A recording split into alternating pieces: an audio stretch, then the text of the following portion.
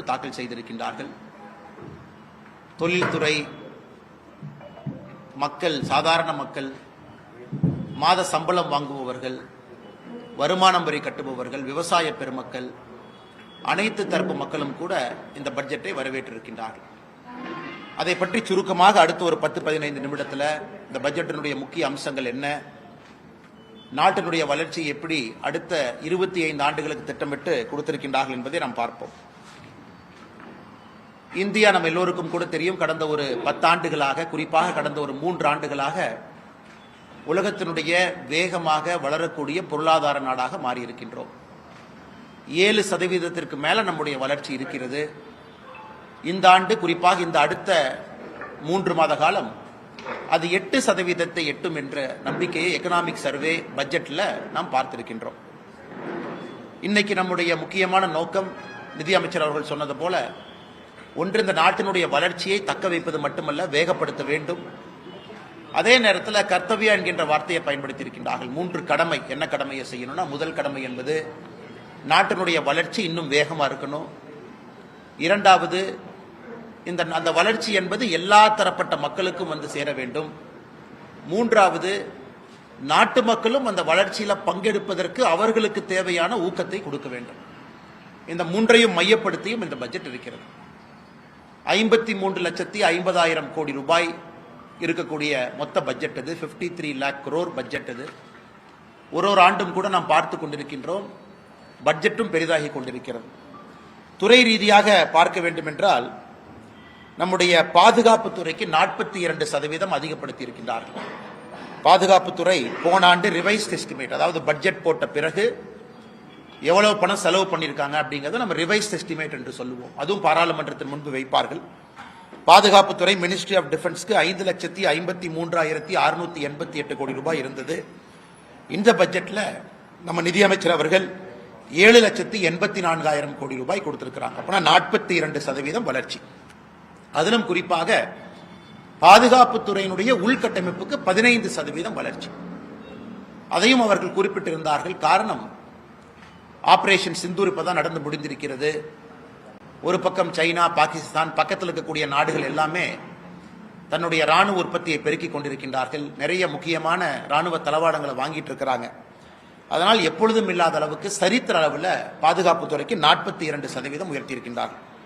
அதே போல road transport and highways 8% உயர்வு, ரயில்வேஸுக்கு 10% உயர்வு, கல்வி 14% உயர்வு, சுகாதாரத்துறை ஹெல்த் அண்ட் ஃபேமிலி வெல்ஃபேர் 9% உயர்வு, ஹவுசிங் அண்ட் அர்பன் அஃபேர்ஸ் 50% உயர்வு, நியூ அண்ட் ரெனியூபிள் எனர்ஜி 30% உயர்வு, லேபர் அண்ட் எம்ப்ளாய்மெண்ட் 157% உயர்வு, மினிஸ்ட்ரி ஆஃப் பவர் எரிசக்தி 39% உயர்வு, உமன் அண்ட் சைல்டு டெவலப்மெண்ட் 16% உயர்வு. எந்த அடிப்படையில் பார்த்தாலும் கூட உள்கட்டமைப்புக்கு அதிக முக்கியத்துவம் கொடுத்திருக்கக்கூடிய பட்ஜெட்டாக இருக்கிறது. 12,20,000 கோடி ரூபாய் உள்கட்டமைப்புக்கு நம்முடைய நிதியமைச்சர் அவர்கள் ஒதுக்கி இருக்கின்றார்கள். இந்த உள்கட்டமைப்புக்கு ஒதுக்கக்கூடிய நிதி என்பது ரொம்ப முக்கியமானது. தமிழகத்தில் இருக்கக்கூடிய பட்ஜெட்டையும் நம்ம பார்க்கிறோம். குறிப்பாக திராவிட முன்னேற்ற கழகத்தினுடைய அரசு அது 4 லட்சம் கோடி ரூபாய் பட்ஜெட்டாக இருந்தாலும் கூட செலவினங்கள் அதிகமாகவும், கடனை கட்டுவதற்கு நாம் கொடுக்கக்கூடிய வட்டி அதிகமாகவும் இருக்கக்கூடிய பட்ஜெட்டாகத்தான் இருக்கு. அதில் குறிப்பாக கேபிட்டல் எக்ஸ்பெண்டிச்சர், உள்கட்டமைப்பு, வரக்கூடிய சந்ததிகளுக்கு நம்ம ரோடு கட்டக்கூடிய, பில்டிங், போர்ட், ஏர்போர்ட், அது கொடுக்கக்கூடிய பணம் எப்பொழுதுமே குறைவு தான் தமிழ்நாடு அரசுடைய பட்ஜெட்டை பொறுத்த வரைக்கும். இன்னைக்கு மத்திய அரசு ஒரு ஆண்டும் கூட அதை உயர்த்திக்கிட்டே போறாங்க. போன ஆண்டு 11 லட்சம் கோடியாக இருந்தது. இந்த ஆண்டு 12,20,000 கோடி ரூபாயாக இந்த உள்கட்டமைப்புக்கான நிதியை ஒதுக்கி இருக்கின்றார்கள். இதுல முக்கியமாக தமிழக மக்கள், நம்முடைய சொந்தங்கள் கூர்ந்து கவனிக்க வேண்டியது, இந்த ஆண்டு இன்னொரு ஆண்டும் வித்தியாசமான ஆண்டும் கூட. காரணம், பினான்ஸ் கமிஷனுடைய அறிக்கையை மத்திய அரசுக்கு எக்கனாமிஸ்ட் அரவிந்த் பனகிரியா அவர்கள் கொடுத்திருக்கிறாங்க. இந்த பினான்ஸ் கமிஷன் என்பது ஒரு 5 ஆண்டும் கூட மாநில அரசுக்கும் மத்திய அரசுக்கும் இருக்கக்கூடிய நிதி பகிர்வை பற்றி பேசக்கூடிய ஒரு முக்கியமான அம்சம். இன்னைக்கு நம்முடைய பாராளுமன்றத்தின் முன்பு பிப்ரவரி 1ஆம் தேதி வைக்கப்பட்டிருக்கக்கூடிய பினான்ஸ் கமிஷனுடைய அறிக்கை என்பது அடுத்த 5 ஆண்டு காலம் மத்திய அரசுக்கும் மாநில அரசுக்கும் இருக்கக்கூடிய நிதி பகிர்வை பற்றி பேசக்கூடிய அறிக்கை. அரவிந்த் பனகிரியா அவருடைய குழு அளித்திருக்கக்கூடிய 16வது பினான்ஸ் கமிஷனுடைய அறிக்கையை மத்திய அரசு முழுமையாக ஏற்றுக்கொண்டிருக்கின்றார்கள். அதையும் கூட பிப்ரவரி 1ஆம் தேதி பாராளுமன்றத்தில் நிதியமைச்சர் அவர்கள் தெரிவித்திருக்கின்றார். இந்த 16வது பினான்ஸ் கமிஷன்ல என்ன முக்கியமான அம்சம்னாங்க, டிவிசபிள் டாக்ஸ் பூல், அதாவது மாநிலத்தில் நாம் எல்லோருமே கட்டக்கூடிய வரி, அது இன்கம் டாக்ஸாக இருக்கட்டும், மாநிலத்திலிருந்து போகக்கூடிய எல்லா வரியாக இருக்கட்டும், அதை மத்திய அரசு அந்த பூலை எப்படி டிவைட் பண்ணி ஒரு மாநிலத்துக்கு கொடுக்கறாங்க அப்படிங்கறத டிவிசபிள் டாக்ஸ் பூல். மோடி ஐயா அவர்கள் ஆட்சிக்கு வருவதற்கு முன்பு 2014க்கு முன்பு அந்த நிதி பகிர்வு என்பது 32 விழுக்காடு இருந்துச்சு. அந்த டிவிசபிள் டாக்ஸ் பூல்ல 32% என்பது எல்லா மாநிலத்துக்கும் பிரிச்சு கொடுப்பாங்க. அது மோடி ஐயா அவர்கள் வந்த பிறகு 15th finance commission, 14th finance commission, 15th finance commission, 2 கமிஷன்லும் கூட கடந்த 10 ஆண்டு காலமாக அது 41+1 42 விழுக்காடாக உயர்ந்திருக்கிறது. 41 விழுக்காடு எல்லா மாநிலத்துக்கும், 1 விழுக்காடு என்பது ஜம்மு அண்ட் காஷ்மீர் மாநிலத்திற்கும் 42 விழுக்காடு பிரித்து கொடுக்கறாங்க. இந்த 16வது பினான்ஸ் கமிஷன்லயும் அதே 42 விழுக்காடு மெயின்டைன் பண்ணியிருக்கிறாங்க. 41 விழுக்காடு மாநிலத்துக்கெல்லாம், 1 விழுக்காடு ஜம்மு அண்ட் காஷ்மீர். அதுல மிக முக்கியமாக எப்படி அந்த பணத்தை பிரிச்சு கொடுக்கிறோம் அப்படிங்கிற ஃபார்முலால ஒரு மாற்றத்தை கொண்டு வந்திருக்கின்றார்கள். ரொம்ப காலமா தமிழ்நாட்டில் நம்ம எல்லோரும் கேட்டுக்கொண்டிருக்கின்றோம், ஒரு மக்கள் தொகையை அடிப்படையா வச்சு நீங்க கொடுத்தாலும் கூட தமிழ்நாடு போன்ற ஆரோக்கியமான மாநிலத்தில், அதிக வரி கட்டக்கூடிய மாநிலத்தில், இந்த நாட்டினுடைய வளர்ச்சிக்கு அதிகமா பங்கெடுக்கக்கூடிய ஒரு மாநிலத்திற்கு மரியாதை கொடுத்து அந்த பினான்ஸ் கமிஷனுடைய ஃபார்முலா அதை ரிஃப்ளெக்ட் பண்ணணும்னு நம்ம ரொம்ப நாளா கேட்டுக்கிட்டு இருந்தோம். இன்னைக்கு அந்த பினான்ஸ் கமிஷனுடைய குழு நமக்கு அங்கீகாரம் கொடுத்திருக்கிறாங்க. சோ இதற்கு முன்பு இருக்கக்கூடிய finance commission, 15th finance commission எடுத்துக்கிட்டீங்கன்னா, மக்கள் தொகை 1971, 2011 2 மக்கள் தொகை சென்சஸ் இருக்கு. அது 15th பினான்ஸ் கமிஷன்ல இருந்து 71 மக்கள் தொகை அவங்க விட்டுட்டாங்க. 2011க்கு மட்டும் வந்திருக்கிறாங்க. அது அட்வான்டேஜ் ஃபார் தமிழ்நாடு. 15 விழுக்காடு மக்கள் தொகைக்கும், ஒரு மாநிலத்தினுடைய ஏரியா எந்த அளவுக்கு விஸ்தாரம் நமக்கு இருக்கு, ஜியோகிராபிக்கல் ஏரியா, அதற்கு 15 விழுக்காடு. குறிப்பாக ஒரு மாநிலத்தினுடைய ஆவரேஜ் ஜிஎஸ்டிபி, ஒரு மாநிலத்தினுடைய ஒரு வருமானம் என்பது எந்த அளவுக்கு பகிர்ந்து இருக்கிறாங்க, பணக்காரங்களுக்கும் ஏழைக்கும் இருக்கக்கூடிய வித்தியாசம், அதற்கு 45 விழுக்காடு முக்கியத்துவமும், ஒரு மாநிலத்தில் எந்த அளவுக்கு ஃபாரஸ்ட் கவர் இருக்கு, எந்த அளவுக்கு இயற்கையை நாம் பாதுகாக்கின்றோம், அதற்கு 10%, டோட்டல் ஃபர்டிலிட்டி ரேட், நான் சொல்வது இதற்கு முன்பைய பினான்ஸ் கமிஷன், அதுக்கு 12.5, டாக்ஸ் பிஸ்கல் எஃபர்ட், எந்த அளவுக்கு நாம டாக்ஸ் கட்டுறோம் 2.5. இன்னைக்கு அது முழுவதுமாக மாறி மக்கள் தொகைக்கு இந்த 16 பினான்ஸ் கமிஷன்ல மக்கள் தொகைக்கு 17.5 விழுக்காடு. டெமோகிராபிக் பெர்ஃபார்மன்ஸ், அதாவது எந்த அளவுக்கு நாம மக்கள் தொகையை கட்டுப்படுத்தி இருக்கின்றோம், எந்த அளவுக்கு நாம டோட்டல் ஃபர்டிலிட்டி ரேட்டை 2.1 பக்கம் மெயின்டைன் பண்றோம், அதற்கு 10%, ஒரு விஸ்தாரம் ஏரியாவுக்கு 10%, இயற்கை வளம் அதற்கு 10%, பெர் கேபிட்டா ஜிஎஸ்டிபி டிஸ்டன்ஸ், பணக்காரங்களுக்கும் ஏழைக்கு இருக்கக்கூடிய வித்தியாசம் 42.5%. மிக முக்கியமாக நாட்டினுடைய வளர்ச்சிக்கு ஒரு மாநிலம் எவ்வளவு கான்ட்ரிபியூட் பண்றாங்க, அது 10% கொடுத்து இந்த 100% ஃபார்முலாவை ரிலீஸ் பண்ணியிருக்கிறாங்க. அதனாலதான் எதிர்க்கட்சி நண்பர்கள் நானும் 2 நாட்களாக பார்க்கின்றோம், பாரதிய ஜனதா கட்சியின் சார்பாக சொல்ல வேண்டும் என்றால், யாரும் கூட இந்த 16வது பினான்ஸ் கமிஷனை பத்தி யாரும் கூட ஒரு குற்றமோ குறையோ குறைபாடோ சொல்லும் இல்லாத அளவுக்கு எல்லோருமே ஏற்றிருக்கிறாங்க. இதுல குறிப்பா பார்க்கணும்னா உத்தரப்பிரதேசம், ராஜஸ்தான், அவர்களுக்கு வரக்கூடிய ஃபார்முலா படி குறைஞ்சிருக்கு. சதர்ன் ஸ்டேட், தென் மாநிலங்கள், நம்ம எல்லோருக்குமே இந்த புது ஃபார்முலா படி நாம ஏறி இருக்கு, நிதி பகிர்வு என்பது ஏறி இருக்கு. இதை நாம் எல்லோரும் கூட வரவேற்க வேண்டிய ஒரு விஷயம். அதனால்தான் நிதி அமைச்சர் அவர்கள் நேற்று பட்ஜெட்ல எல்லா மாநிலக்கும் கொடுக்கக்கூடிய உடனடி நிதி பகிர்வாக, அர்பன் லோக்கல் பாடி, பஞ்சாயத்து, மாநில அரசுக்கு வரக்கூடிய நிதி பகிர்வு 1,24,000 கோடி உடனடியாக இந்த பட்ஜெட்ல அவங்க ரிலீஸ் பண்ணியிருக்கிறாங்க. அதை தாண்டி அன்பு சொந்தங்களே, ஒரு பட்ஜெட் நாம ரிலீஸ் பண்ண பிறகு அதை எதிர்க்கட்சி நண்பர்கள் குற்றம் சாட்டுவது வாடிக்கை தான், அது புதுசு ஒன்றும் கிடையாது. அதே போல வழக்கமாக நம்முடைய முதலமைச்சர் ஐயா ஸ்டாலின் அவர்கள், காங்கிரஸ் கட்சியினர், ஐயா வைகோ அவர்கள் எல்லோருமே குற்றம் சுமத்தி இருக்கிறாங்க. அந்த குற்றத்துல எந்த அளவுக்கு ஆதாரபூர்வமான உண்மை இருக்கு அப்படிங்கிறது இந்த நேரத்தில் பார்ப்போம். இன்னைக்கு இந்த பட்ஜெட்டை பொறுத்த வரைக்கும் நிர்மலா சீதாராமன் அவர்கள் 7 ஃப்ரான்டியர் ஸ்ட்ராட்டஜிக் செக்டருக்கு முக்கியத்துவம் கொடுத்திருக்கிறாங்க. 7 முக்கியமான விஷயத்துக்கு, முக்கியமான அம்சத்துக்கு அவங்க உடனடியாக அதற்கு ஒரு இம்பெட்டஸ், ஒரு புஷ் கொடுத்திருக்கிறாங்க. அடுத்து வரக்கூடிய 20 ஆண்டுகளுக்கு இது சிறப்பாக இருக்க வேண்டும் என்று. அதன்படி நாம பார்க்கிறோம் அப்படின்னா, தமிழ்நாட்டை பொறுத்தவரை நமக்கு கொடுத்திருக்கக்கூடிய ஸ்ட்ராட்டஜிக் செக்டர்ஸ் என்ன முக்கியமான செக்டருக்கு நமக்கு அனுகூலம் இருக்கும். முதல் முக்கியத்துவம் எது கொடுத்திருக்காங்கன்னா பயோ ஃபார்மா கொடுத்திருக்கிறாங்க. இன்னைக்கு நாம வால்யூம்ல இருந்து வேல்யூக்கு போகணும் அப்படிங்கறதுக்காக நாம் இன்னைக்கு உலகத்தினுடைய ஜெனரிக் மெடிசனுடைய தலைநகரமா இருக்கிறோம். இன்னைக்கு பயோ ஃபார்மா சக்தி அப்படிங்கிற ப்ரோக்ராம்ல 10,000 கோடி ரூபாய் ஒதுக்கி இந்தியாவில் இருக்கக்கூடிய ஹைதராபாத், சென்னை போன்ற எல்லாமே இன்னைக்கு யாருகிட்ட எல்லாம் நாம மருந்து துறையில முன்னணியில் இருக்கிறோமோ இதை பயன்படுத்தி பயோ ஃபார்மா சக்தியை பயன்படுத்தி நாம் இன்னைக்கு மேனுஃபேக்சரிங் ஹப்பை உருவாக்குவதற்கான முயற்சி எடுத்திருக்கிறாங்க.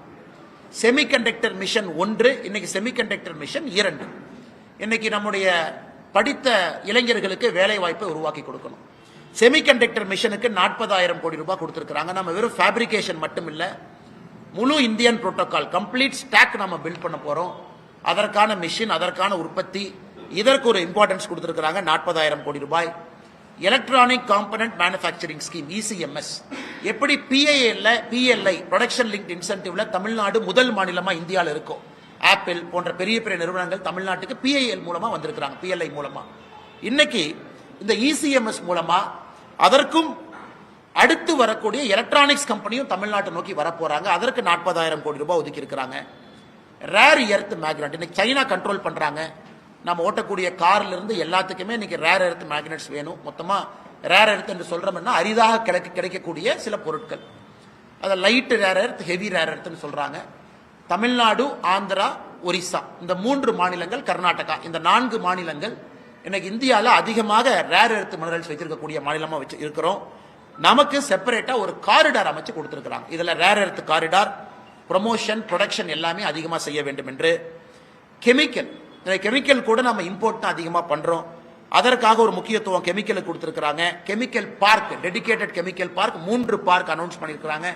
எந்த மாநிலம் என்று சொல்லவில்லை. தமிழகம் போட்டி போட்டு நாம் அதை வாங்கணும்.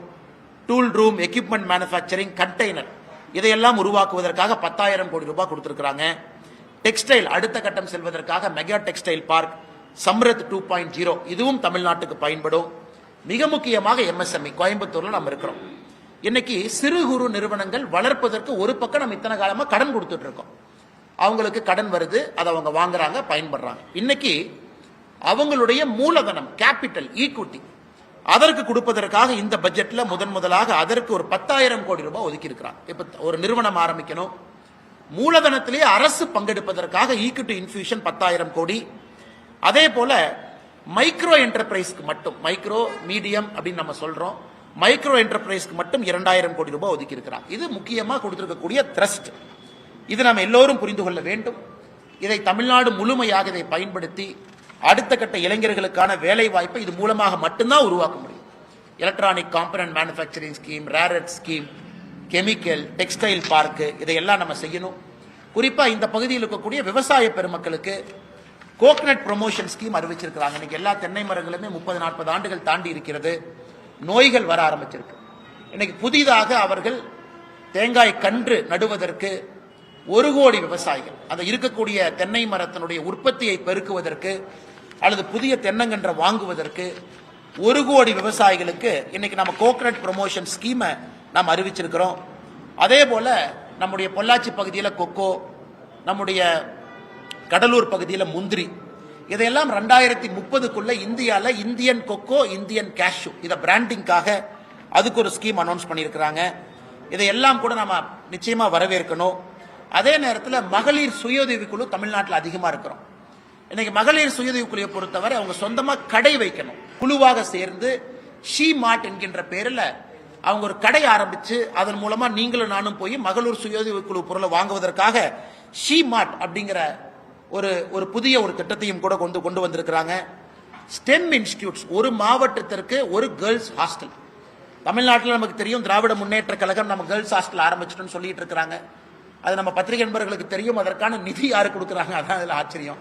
தமிழ்நாட்டில் திராவிட முன்னேற்ற கழகம் ஆரம்பித்து விளம்பரப்படுத்தக்கூடிய கேர்ள்ஸ் ஹாஸ்டலுக்கான நிதியும் மத்திய அரசு தான் கொடுக்குறாங்க. அதனால் இன்னைக்கு அந்த கேர்ள்ஸ் ஹாஸ்டல் இன்னைக்கு இந்தியா முழுவதுமே ஒரு மாவட்டத்திற்கு, குறிப்பா ஸ்டெம் இன்ஸ்டிடியூட்டுக்கு ஒரு கேர்ள்ஸ் ஹாஸ்டலுக்கு கொண்டு போறாங்க. அது ரொம்ப முக்கியமான ஒரு விஷயம். இத்தனை செய்தும் கூட நேற்று நம்முடைய வைகோ அவர்கள் கோயம்புத்தூர் ஏர்போர்ட்ல ஒரு பேட்டி கொடுத்திருந்தாங்க. ஐயா அவர்கள் இவங்க காத்துல கோட்டை கட்டி கொண்டிருக்கின்றார்கள், எப்படி இந்தியாவுடைய வளர்ச்சியை பெருக்குவாங்க, எப்படி இந்த நாடு அடுத்த கட்டம் போகும்னு கேட்டிருந்தாங்க. இன்னைக்கு நாம் இவ்வளவு செய்தும் கூட 53 லட்சம் கோடி ரூபாய்க்கு ஒரு பட்ஜெட் போட்டும் கூட நம்முடைய டெப்ட் ஜிடிபி ரேஷியோ, அதாவது நம்முடைய கடனும் நம்முடைய ஜிடிபிக்கும் இருக்கக்கூடிய ரேஷியோ 55 விழுக்காடுல இருக்கு. இது ஒரு ஆரோக்கியமான விழுக்காடு. அதே போல நம்முடைய பிஸ்கல் டெபிசிட், வரவுக்கும் செலவுக்கும் இருக்கக்கூடிய அந்த கேப், பிஸ்கல் டெபிசிட்டும் 4.3% இருக்கு. இவ்வளவு செய்தும் கூட ஒரு ஆரோக்கியமான ஒரு சூழ்நிலையை நாம உருவாக்கி இருக்கிறோம். இது எல்லாம் கூட நம்ம நிச்சயமாக மத்திய அரசு அம்மையார் நிர்மலா சீதாராமன் அவர்கள் இந்த நேரத்தில் அவர் கொடுத்திருக்கக்கூடிய பட்ஜெட்டை நாம் பாராட்டி வரவேற்கின்றோம். காரணம், எல்லா தரப்பட்ட மனிதர்களுக்கும் இது ஒரு ஆரோக்கியமான பட்ஜெட். விவசாய பெருமக்களாக இருக்கட்டும், கோயம்புத்தூர் போன்ற மாநகரம், மதுரை போன்ற மாநகரம், தூத்துக்குடி போன்ற நகரத்தில் இருக்கக்கூடிய சிறு குறு தொழில் நிறுவனங்களாக இருக்கட்டும், அடுத்த கட்டம் செல்வதற்காக இருக்கட்டும், இது வரவேற்க வேண்டிய பட்ஜெட். ஆதிச்சநல்லூர் அடுத்த மிக முக்கியமாக இந்தியாவில் 15 ஆர்கியாலஜிக்கல் சைட், அதாவது பழம்பெரும் நம்முடைய தொல்பொருள் இருக்கக்கூடிய பகுதி, அதை டெவலப் பண்ணி ஒரு எக்ஸ்பீரியன்ஷியல் கல்ச்சரல் சென்டரா, ஒரு லேசர் ஷோ, ஒரு நல்ல மியூசியம், நிறைய குழந்தைகள் நம்முடைய பாரம்பரியத்தை பற்றி கற்றுக்கொள்வதற்காக அதற்கு ஒரு பெரிய நிதியை ஒதுக்கி இருக்கிறாங்க. Immersive story telling facility. ஏன்னா இன்னைக்கு நீங்க பாத்தீங்கன்னா தமிழ்நாட்டில் நம்முடைய சொந்தங்கள் யாராவது கலைஞர் ஐயாவுடைய மியூசியம் சென்னையில் இருக்கு, அது போய் பார்த்தீங்கன்னா ஒரு சிறந்த மியூசியம், ஒரு state of the art, 4D 5D.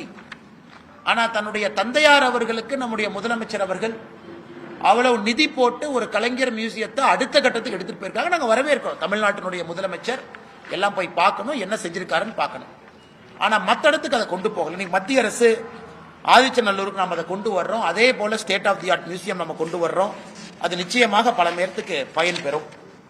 அன்பு சொந்தங்களே, இதையெல்லாம் தாண்டி ரயில்வே துறையை பொறுத்தவரை மிக முக்கியமாக 2-3 விஷயங்கள் உங்களுக்கு சொல்லணும். 2026-27 ஒரு சரித்திர ஆண்டு ரயில்வேயை பொறுத்த வரைக்கும் தமிழ்நாட்டுக்கு 7611 கோடி ரூபாய் ஒதுக்கி இருக்கிறாங்க. இதை ஒரு பெர்ஸ்பெக்டிவ்ல, ஒரு உதாரணத்துக்கு சொல்லணும்னா, யூபி அரசு காங்கிரஸ் ஆட்சியினுடைய கடைசி பட்ஜெட் அவங்க போட்டப்ப தமிழகத்திற்கு மொத்தமா 2009 14 வரை கடந்த 5 ஆண்டுகள் அவங்களுடைய கடைசி 5 ஆண்டுகள் 879 கோடி கொடுத்திருந்தாங்க. ஆனா இந்த ஒரு ஆண்டுல மட்டும் ரயில்வே பட்ஜெட் 7611 கோடி. இன்னைக்கு தமிழ்நாட்டில் எவ்வளவு ரயில்வே வேலைகள் நடந்து கொண்டிருக்குன்னு கேட்டீங்கன்னா 35,701 கோடி ரூபாய் வருமானமான வேலைகள் நடந்து கொண்டிருக்கிறது. 77 ஸ்டேஷன் அமிர்த் ஸ்டேஷனாக இன்னைக்கு டெவலப்மெண்ட் போயிட்டு இருக்கு. அதுக்கு 3147 கோடி ரூபாய். 18 ரயில்வே ஸ்டேஷனை முழுமையாக நம்ம வேலையை முடிச்சிருக்கோம். சிதம்பரம், மன்னார்குடி, போலூர், மணப்பாறை, சின்ன சேலம் வரைக்கும். பொள்ளாச்சி ஜங்ஷன் ஃபேஸ் 2 வேலைகள் நடந்து கொண்டிருக்கிறது.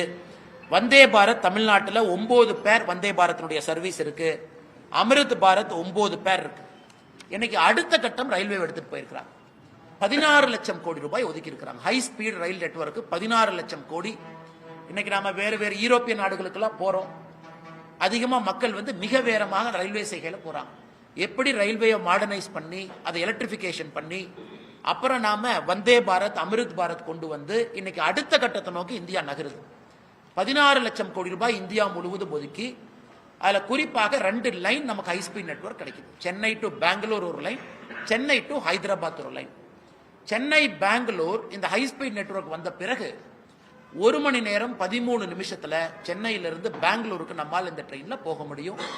ஸ்பீடு கிட்டத்தட்ட 300 கிலோமீட்டர் தாண்டி 320 கிலோமீட்டர் தாண்டி பெர் ஹவர் இந்த ஸ்பீடு இருக்கும். அதே போல சென்னை ஹைதராபாத் அதுவும் ஒரு முக்கியமான ஒரு தடம். 3 மணி நேரத்திற்கு கீழே சென்னை ஹைதராபாத் அந்த ரயில் சேவை ஹை ரயில்வே ஸ்பீட் நெட்வொர்க் அதை கொண்டு வர்றாங்க. இது நம்ம நிச்சயமா வரவேற்கணும். நிறைய இளைஞர்கள் மிக வேகமாக ஒரு தலைநகரிலிருந்து இன்னொரு தலைநகரத்துக்கு போயிட்டு வருவதற்கான ஒரு சாத்தியக்கூறுகள் இருக்கு. மொத்தமாக இதற்கு மட்டுமே ஒதுக்கி இருக்கக்கூடிய பணம் என்பது 16 லட்சம் கோடி ரூபாய். இது அடுத்து வரக்கூடிய பல ஆண்டுகள்ல இந்த திட்டம் நடக்கும். இன்னொரு மகிழ்ச்சியான செய்தி, நேற்று இரவு 11 மணிக்கு நம்முடைய பிரதமர் திரு நரேந்திர மோடி ஐயா அவர்கள் ஒரு நல்ல ஒரு செய்தியை நாட்டு மக்களுக்கு கொடுத்திருக்கிறார். குறிப்பாக நம்முடைய கொங்கு பகுதிக்கு நல்ல செய்தி. இந்தியாவிற்கும் அமெரிக்காவுக்கும் இழுபறியாக இருந்த இந்த வர்த்தக ஒப்பந்தம் என்பது நேற்று இரவு அது முழுமை பெற்றிருக்கிறது. நம்முடைய பிரதமர் நரேந்திர மோடி ஐயா அவர்கள் தன்னுடைய எக்ஸ் பக்கத்தில் இதை பத்தி பதிவு செஞ்சிருந்தாங்க. இன்னைக்கு காலையில் மத்திய அரசும் கூட செய்தி குறிப்பு வெளியிட்டிருக்கிறாங்க. முதல்ல ட்ரம்ப் அவர்கள் 25% நமக்கு வரி விதித்தாங்க. அதன் பிறகு ரஷ்யாட்ட ஆயில் வாங்குறோம்னு சொல்லிட்டு இன்னொரு 25% விதித்தாங்க. மொத்தமாக இந்தியாவுக்கும் அமெரிக்காவுக்கும் 50% டாரிஃப் போட்டிருந்தாங்க. நேற்று பேச்சுவார்த்தைக்கு பிறகு இந்தியாவுக்கும் அமெரிக்காவுக்கும் வரி விதிப்பு என்பது 18% டாரிஃபுக்கு வந்திருக்கு. ஸோ 18% டாரிஃப் இந்தியாவுக்கும் அமெரிக்காவுக்கும். அதை நேற்று ட்ரம்ப் அவர்களும் நம்முடைய இந்திய நாடும் ஒத்துக்கிட்டாங்க. இது ஏன் 18%? இன்னைக்கு அமெரிக்கா விதிச்சிருக்கக்கூடிய வரி விதிப்பு அக்ராஸ் த வேர்ல்டு பார்த்தீங்கன்னா எல்லா நாடுகளுமே 18% மேலே தான் இருக்கிறாங்க. வியட்நாம் 18% மேலே, சைனா இன்னும் டீல் அவங்க கன்க்ளூட் பண்ணல, அமெரிக்காவுடைய பக்கத்து நாடுகள் நெய்பர்ஸ் அவர்களும் 18% மேல இருக்கிறாங்க. சில நாடுகளுக்கு ட்ரம்ப் அவர்கள் 18% கொடுத்திருக்கிறாங்க. இன்னைக்கு இந்தியாவுக்கும் அவர்கள் 18% கொடுத்திருப்பது நம்முடைய தொழில்துறை மத்தியில் இருந்து அன்சர்டனிட்டி இன்னைக்கு போயிருச்சு.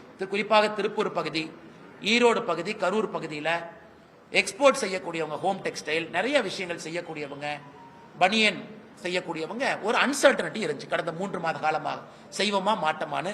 இன்னைக்கு அது 18% அது வந்திருக்கு. அதனால் நிச்சயமாக இது வரவேற்க வேண்டிய ஒரு விஷயம். அதே நேரத்தில் ட்ரம்ப் அவர்கள் ஆயிலை பத்தி எல்லாம் பேசியிருக்காங்க, அதுக்குள்ள நான் போக விரும்பல. அதிகாரப்பூர்வமாக நம்முடைய இந்திய அரசு என்ன சொல்றாங்களோ அதை மட்டும் தான் நீங்க என்னால் பகிர முடியும். அதனால் நிச்சயமாக 18% டாரிஃப் என்பது இந்த சூழ்நிலையில வரவேற்கப்பட வேண்டிய ஒன்று. இன்னைக்கு இந்தியா உலகத்தினுடைய மைய ஒரு நாடாக மாறிக்கொண்டிருக்கிறது. இப்பதான் ஐரோப்பிய யூனியன் நாடுகள் 22 நாடுகளோடு ஒரு வர்த்தக ஒப்பந்தத்தை நம்ம கொண்டு வந்திருக்கின்றோம். அது நண்பர்களுக்கு தெரியும், 2007 பேசிக் கொண்டிருக்கக்கூடிய வர்த்தக ஒப்பந்தம். அது 2013 சஸ்பெண்ட் ஆன ஒரு ஒப்பந்தம். அது 2019 மறுபடியும் ரீஸ்டார்ட் ஆன ஒரு ஒப்பந்தம். இன்னைக்கு 2026 நம்ம அதை கன்க்ளூட் பண்ணியிருக்கிறோம். அதுவும் குறிப்பாக நம்முடைய கொங்கு பகுதிக்கு ஒரு மிகப்பெரிய ஒரு வாய்ப்பாக நாங்கள் பார்க்கின்றோம், மிகப்பெரிய வாய்ப்பாக பார்க்கின்றோம். தமிழகம் முழுவதுமே இன்னைக்கு தென் தமிழகத்தில் நிறைய மேனுஃபேக்சரிங் யூனிட் போகுது. தூத்துக்குடி பகுதி, திருநெல்வேலி பகுதி, அவர்களும் முறையாக இதை இரண்டும் பயன்படுத்தும் பொழுது தமிழகத்தினுடைய வளர்ச்சி, குறிப்பாக தென் தமிழகத்தினுடைய வளர்ச்சி அடுத்த கட்டத்திற்கு இது போகும். அதனால் இது ஆரம்ப கமெண்ட்ஸ் உங்களுக்கு பட்ஜெட்டை பற்றி, குறிப்பாக அமெரிக்க டாரிஃப் டீலை பற்றி நம்முடைய பத்திரிகை நண்பர்களுக்கு இருக்கக்கூடிய கேள்விகளுக்கு நாங்கள் பதில் சொல்றோம். சார், எம்எஸ்எம்இ சம்பந்தமா அதாவது பிரைஸ் மானிட்டரிங் கமிட்டி வேணும்னு சொல்லி ரொம்ப காலமாக கேட்டுட்டு இருக்கிறாங்க. 7 கோடி பேர் இந்தியாவில் இருக்கிறாங்க. ஆனால் ஒரு 5-6 கம்பெனி, கார்பரேட் கம்பெனிக்கார மட்டும் தீர்மானிக்கிற ரா மெட்டீரியல் ரேட் தான் இருக்குது. ஸோ அப்படி இருக்கிற போது மானிட்டரிங் கமிட்டி வேணும்னு எம்எஸ்எம்இ கேட்குற போது ஏன் அடுத்த பட்ஜெட்லேயும் அறிவிக்கல, இந்த பட்ஜெட்லேயும் அறிவிக்கல? ஆனால் ஒரு பட்ஜெட்டை பொறுத்த வரைக்கும் எல்லா மக்களுக்கும் எல்லா விதமான எதிர்பார்ப்புகளும் இருப்பது நியாயமான எதிர்பார்ப்பு தான். எல்லோருக்குமே எல்லாம் வேண்டும் என்று நினைக்கக்கூடிய நியாயமான எதிர்பார்ப்பு தான். இப்போ ஒரு பக்கம் நம்முடைய அரசு கடந்த 12 ஆண்டுகளாக பார்க்கும் பொழுது சப்ளை செயினை நம்ம டைவர்சிஃபை பண்றோம், எல்லா பக்கம் எடுத்துட்டு போறோம். அதுவும் குறிப்பாக சகோதரருக்கு தெரியும், 12,20,000 கோடி ரூபாய் உள்கட்டமைப்பு நம்ம சொல்லியிருக்கோம். அதில் 7 லட்சம் கோடி ரூபாய்க்கு மேல அது எம்எஸ்எம்இ இருந்து அது வாங்க போறாங்க. அதனால எம்எஸ்எம்இயை பொறுத்தவரை ஹிஸ்டாரிக்கலி அதிக எம்எஸ்எம்இ இருக்கிறாங்க. இன்னைக்கும் 10,000 கோடி ரூபாய் ஈக்விட்டி இன்ஃபியூஷன், மைக்ரோ என்டர்பிரைஸ்க்கு 2,000 கோடி ரூபாய் ஏற்கனவே சொன்னதுதான். அதனால இன்னைக்கு பிரைஸ் மானிட்டரிங் கமிட்டி, அதுக்கு ஒரு பக்கம் competition commission of India CCI இருக்கு, அவங்க கொலூட் ஆகிறாங்களா அப்படின்னு பாக்குறாங்க. இன்னைக்கு எல்லா நாட்டிலையுமே காலகட்டத்தில் டாடா ஒரு காலத்தில், பிர்லா ஒரு காலத்தில், ரிலையன்ஸ் ஒரு காலத்தில், அதானி ஒரு காலத்தில், எல்லாமே பெரிய பெரிய நிறுவனங்கள் இருப்பது வாடிக்கை தான். ஆனா இன்னைக்கு அதையும் தாண்டி சிறு குறு நிறுவனங்கள் வளர வேண்டும் என்பதற்காகத்தான் இவ்வளவு நோக்கம். இந்த 10,000 கோடி ரூபாய் ஒதுக்கிறது, 2,000 கோடி ரூபாய் ஒதுக்கிறது, அவர்களுக்கு தேவையான கடனை கொடுப்பது எல்லாமே சிறு குறு நிறுவனங்கள் வேகமாக வளரணும், அவங்க இடத்தை கெட்டியா பிடிச்சுக்கணும் அப்படின்னு. ஆனால் அவர் சொல்வது அநியாயமான கோரிக்கை என்று சொல்லல, அதற்கான காலமும் சூழமும் வரும் பொழுது, ஏன்னா நீங்க இன்னைக்கு சிறு குறு நிறுவனத்திற்கு பிரைஸ் மானிட்டரிங் கமிட்டி கொண்டு வரும் பொழுது அது பல விஷயத்தை பாதிக்கும். ஒரு பக்கம் நம்ம ஜிஎஸ்டி வச்சிருக்கோம், பல விஷயங்களை பாதிக்கும். இன்னொரு பக்கம் நிதி பகிர்மானம் இருக்கு, இன்னொரு பக்கம் பினான்ஸ் கமிஷனுடைய அறிக்கை இந்த ஆண்டு நாம ஏற்றிருக்கோம். அதனால் பொறுத்திருப்போம். ஒரு ஆண்டும் கூட ஒரு இம்ப்ரூவ்மெண்ட் வரும். அதே நேரத்தில் எம்எஸ்எம்இ எக்ஸ்பான்ஷனும், எம்எஸ்எம்இக்கு வரக்கூடிய சப்ளை செயின் டைவர்சிபிகேஷனும் நம்முடைய மத்திய அரசு திட்டமிட்டு அதை பெருக்கிக் கொண்டிருக்கின்றார்கள் என்கின்ற கருத்தை இந்த நேரத்தில் நான் பகிர்ந்து கொள்ள வேண்டும். 20,000 கோடி ஒதுக்கியிருக்காங்க. இந்த பட்ஜெட்ல 10,000 கோடி ஒதுக்குறது அதோட தேவையை பூர்த்தி செய்யறாங்க. ஏற்கனவே மூலப்பொருள் விலை உயர்வு, மின்சார கட்டண உயர்வு, இது எல்லாமே நெருக்கடியில் இருக்கு. அப்ப இந்த 10,000 கோடி அந்த துறையை கண்காணித்து செயல்படுறதுக்கே சரியா இருக்கும். அவங்களுக்கான மானியமோ அவங்களுக்கான செயல்பாடோ இருக்காது சொல்லி. ஆனா நம்ம எம்எஸ்எம்இக்கு கொடுக்கக்கூடிய கடன் என்பது எந்த விதத்திலும் கூட அது குறையல, அது வழக்கம் போல அது வந்துகிட்டே தான் இருக்கு. இந்த ஆண்டு நாம் கொடுத்திருப்பது 10,000 கோடி ரூபாய் ஈக்விட்டி இன்ஃபியூஷன். அதாவது நான் ஒரு கம்பெனி ஆரம்பிக்கிறேன், 100% என்னுடைய காசை போட்டு நான் ஆரம்பிக்கிறேன், அல்லது என்னால பணம் போட முடியலன்னா நான் 40% டெப்டா வாங்குறேன், பேங்க்ல போய் கடன் வாங்குறேன். இந்த பட்ஜெட்ல முதலாக நாம் சொல்லியிருப்பது 10,000 கோடி ரூபாயும் நீங்க போடக்கூடிய மூலதனத்துல மத்திய அரசு பங்கேற்கும் என்று சொல்லியிருக்கின்றோம். இது முதல் முறையாக ஈக்விட்டி இன்ஃபியூஷன், அதாவது கடன் கிடையாது, அவர்கள் போடக்கூடிய மூலதனத்துல அவர்களோடு மத்திய அரசு ஈக்விட்டி போடுது. இது அமெரிக்கால ட்ரம்ப் வந்த பிறகு கவர்மெண்டே ஒரு ஸ்டேக் எடுக்கிறாங்க. ஆனால் நிச்சயமாக இது முதல் முறை. மற்றபடி எம்எஸ்எம்இக்கு நம்ம கொடுக்கக்கூடிய சலுகைகள், எம்எஸ்எம்இக்கு கொடுக்கக்கூடிய புஷ், இந்த 12 லட்சம் கோடியில கூட 7 லட்சம் கோடி ரூபாய்க்கு மேல உள்கட்டமைப்பு எம்எஸ்எம்இ இருந்தா நம்ம அந்த வாங்க போறோம். அது எப்பொழுதுமே எம்எஸ்எம்இயின் பக்கம் அரசு இருக்கு, அது எந்த மாற்று கருத்தும் இல்லை. அதே நேரத்தில் எலக்ட்ரிக் பில் போயிருச்சு. ஒரு பக்கம் மத்திய பிரதேசில் எம்எஸ்எம்இ இருக்கும் பொழுது ஒரு யூனிட் ₹1 கொடுக்குறாங்க. ஆனா தமிழகத்தில் திராவிட முன்னேற்ற கழகத்தினுடைய ஆட்சியில ஒரு யூனிட் எவ்வளவு உங்களுக்கும் தெரியும், ₹5, ₹6, ₹7 போயிட்டே இருக்கு. ஆனா மாநில அரசும் குற்றம் சுமத்துவதை விட நாங்க என்ன செஞ்சிருக்கிறோம் அப்படின்னு மாநில அரசு யோசிக்கணும். நம்ம ஊர்ல எம்எஸ்எம்இ தலைநகராக தமிழ்நாடு இருந்துகிட்டு இருக்கணும்னா மாநில அரசு என்ன முக்கியத்துவம் கொடுத்திருக்கோம். ஆனால் நிச்சயமாக எம்எஸ்எம்இயை பொறுத்தவரை அடுத்த கட்டம் எடுத்து செல்வதற்கான பட்ஜெட்டாக மட்டும்தான் இந்த பட்ஜெட் அமைஞ்சிருக்கு. குறிப்பாக எம்எஸ்எம்இ நண்பர்களுக்கு இன்னொன்னு நம்ம சொல்லிக்கொள்ள விரும்புகிறோம். இந்தியா ஐரோப்பிய யூனியன் டீல் அது எம்எஸ்எம்இ பெனிஃபிட் ஆகும்.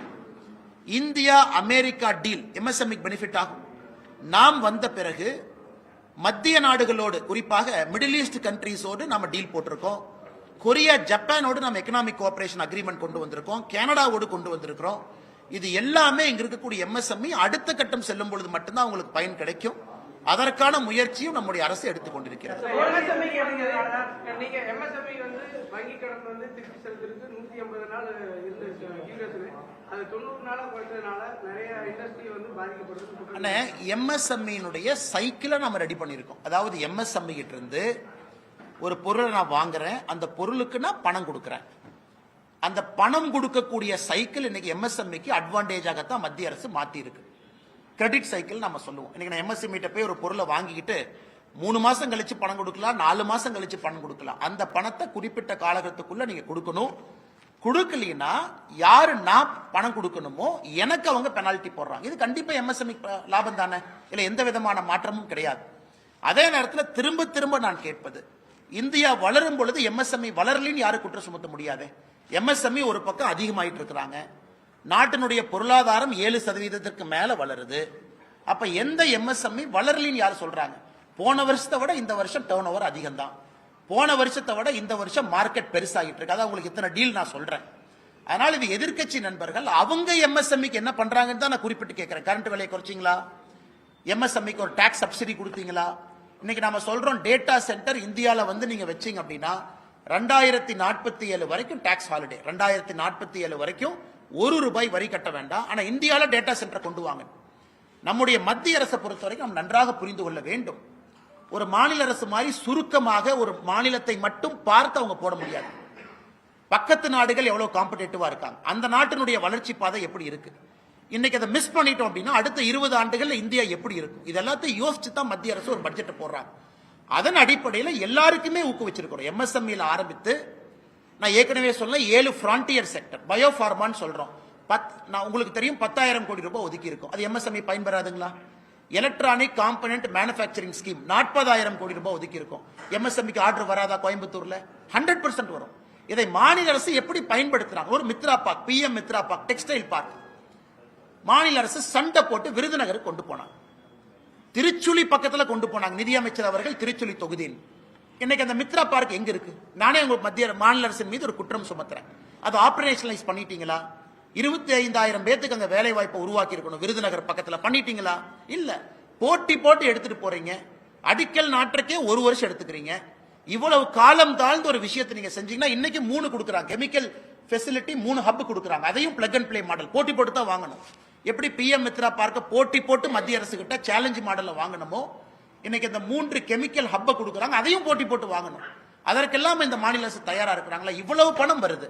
இதையெல்லாம் முழுமையாக தமிழ்நாட்டினுடைய வளர்ச்சிக்கு பயன்படுத்துறாங்களா அப்படிங்கிற குற்றச்சாட்டையும் இந்த நேரத்தில் வைக்க வேண்டிய கடமையும் கட்டாயமும் எங்களுக்கு இருக்கு. சார், நீங்க சொல்றீங்க மின்சாரம் சம்பந்தமா சொன்னீங்க. ஆனா அடுத்து உங்கள்கிட்ட வரேன். மின்சார சம்பந்தமா சொன்னீங்க சார். ₹1 மத்த மாநிலத்துல கரண்ட் கொடுக்குறாங்க. அவங்க இன்னும் தொழில வளர்ச்சி அடையல. நம்ம தமிழ்நாடு வளர்ச்சி அடைஞ்சிட்டு இருக்கு. அப்படிங்கிறப்ப அந்த டிஃபரன்சியேஷன் நீங்க எப்படி அண்ணா, நீங்க தமிழ்நாட்டினுடைய பட்ஜெட் 4 லட்சம் கோடி ரூபாய்க்கு போடக்கூடிய பட்ஜெட்டை பாருங்க. நான் நண்பர்கிட்ட கேட்கக்கூடிய ஒரே ஒரு கேள்வி, உள்கட்டமைப்புக்கு தமிழ்நாடு அரசு எவ்வளவு கொடுத்திருக்கிறாங்க சதவீதம் அடிப்படையில்? இன்னைக்கு நாம 53 லட்சம் கோடி பட்ஜெட்ல 12 லட்சம் கோடி உள்கட்டமைப்பு கொடுத்திருக்கோம். ஆல்மோஸ்ட் இன்னைக்கு நாம 25% தாண்டி போயிட்டு இருக்கோம். நல்லா யோசிச்சு பாருங்க, 25% தாண்டி உள்கட்டமைப்பு மட்டுமே அந்த பணத்தை போடுறோம். ஆமா, இந்திய அரசும் கடன் வாங்கி இருக்கு, இந்திய அரசும் வட்டி கட்டணும், அதையும் செஞ்சாகணும். பென்ஷன் கொடுக்கணும், அதையும் செஞ்சாகணும். ஒரு டிபார்ட்மெண்ட்டுக்கும் பணம் கொடுக்கணும், அதையும் செய்யணும். இன்னைக்கு தமிழ்நாடு அரசை பொறுத்தவரை இன்னைக்கு தமிழ்நாடு அரசு போடக்கூடிய பட்ஜெட் உள்கட்டமைப்பு கிடையாது. கடன் வாங்கி 10 லட்சம் கோடி வாங்கியாச்சு. ஒரு ஆண்டும் கட்ட வேண்டிய தொகை அதிகம், கட்ட வேண்டிய வட்டி அதிகம். ஏன்னா தமிழ்நாடு பட்ஜெட்டை பத்தி நான் பேசல, இதை தமிழ்நாடு பட்ஜெட் போட்ட பிறகு நம்ம பிரஸ் மீட்ல தெளிவா பேசுவாங்கண்ணா. அப்ப எந்த விதமான கரண்ட் சப்சிடி கொடுக்கலாமே, ஏன் கொடுக்க மாட்டாங்க? அவ்வளவு சப்சிடி கொடுக்கக்கூடிய தமிழ்நாடு அரசு தொழில்துறை வளரும், அதன் மூலமா 4 பேர்த்துக்கு வேலை கிடைக்கும், கொடுக்கலாமே, ஏன் கொடுக்க மாட்டாங்க? மத்திய அரசு, மத்திய பிரதேஷ், உத்தரப்பிரதேச பத்தி நம்ம பேசுறோம். அவங்க ₹1 கொடுக்குறாங்க, கரெக்ட். இங்கிருந்து எத்தனை பேர் போறாங்க? எத்தனை பேர் இங்கிருந்து புதுசா எக்ஸ்பான்ஷன் அங்க போறாங்க? எத்தனை பேர் தமிழ்நாட்டில இருந்து குஜராத்துக்கு போய் செமிகண்டக்டர் யூனிட் போட்டிருக்காங்க? அதையெல்லாம் ஏன் இங்க பண்ணல? அதே போல இவர்கள் நடத்துவது வெறும் காட்சி பொருள் மட்டும்தான். 4 பேர் உட்கார்ந்துக்கிறாங்க, வந்தாங்கிறாங்க. 3 நாள் கழிச்சு அதே கம்பெனி இன்னைக்கு ஆந்திராக்கு போகுது. விசாகப்பட்டினம் உலகத்தினுடைய டேட்டா சென்டரா மாறிட்டு இருக்கு. ஏன் அது சென்னை மாறி இருக்கக்கூடாது?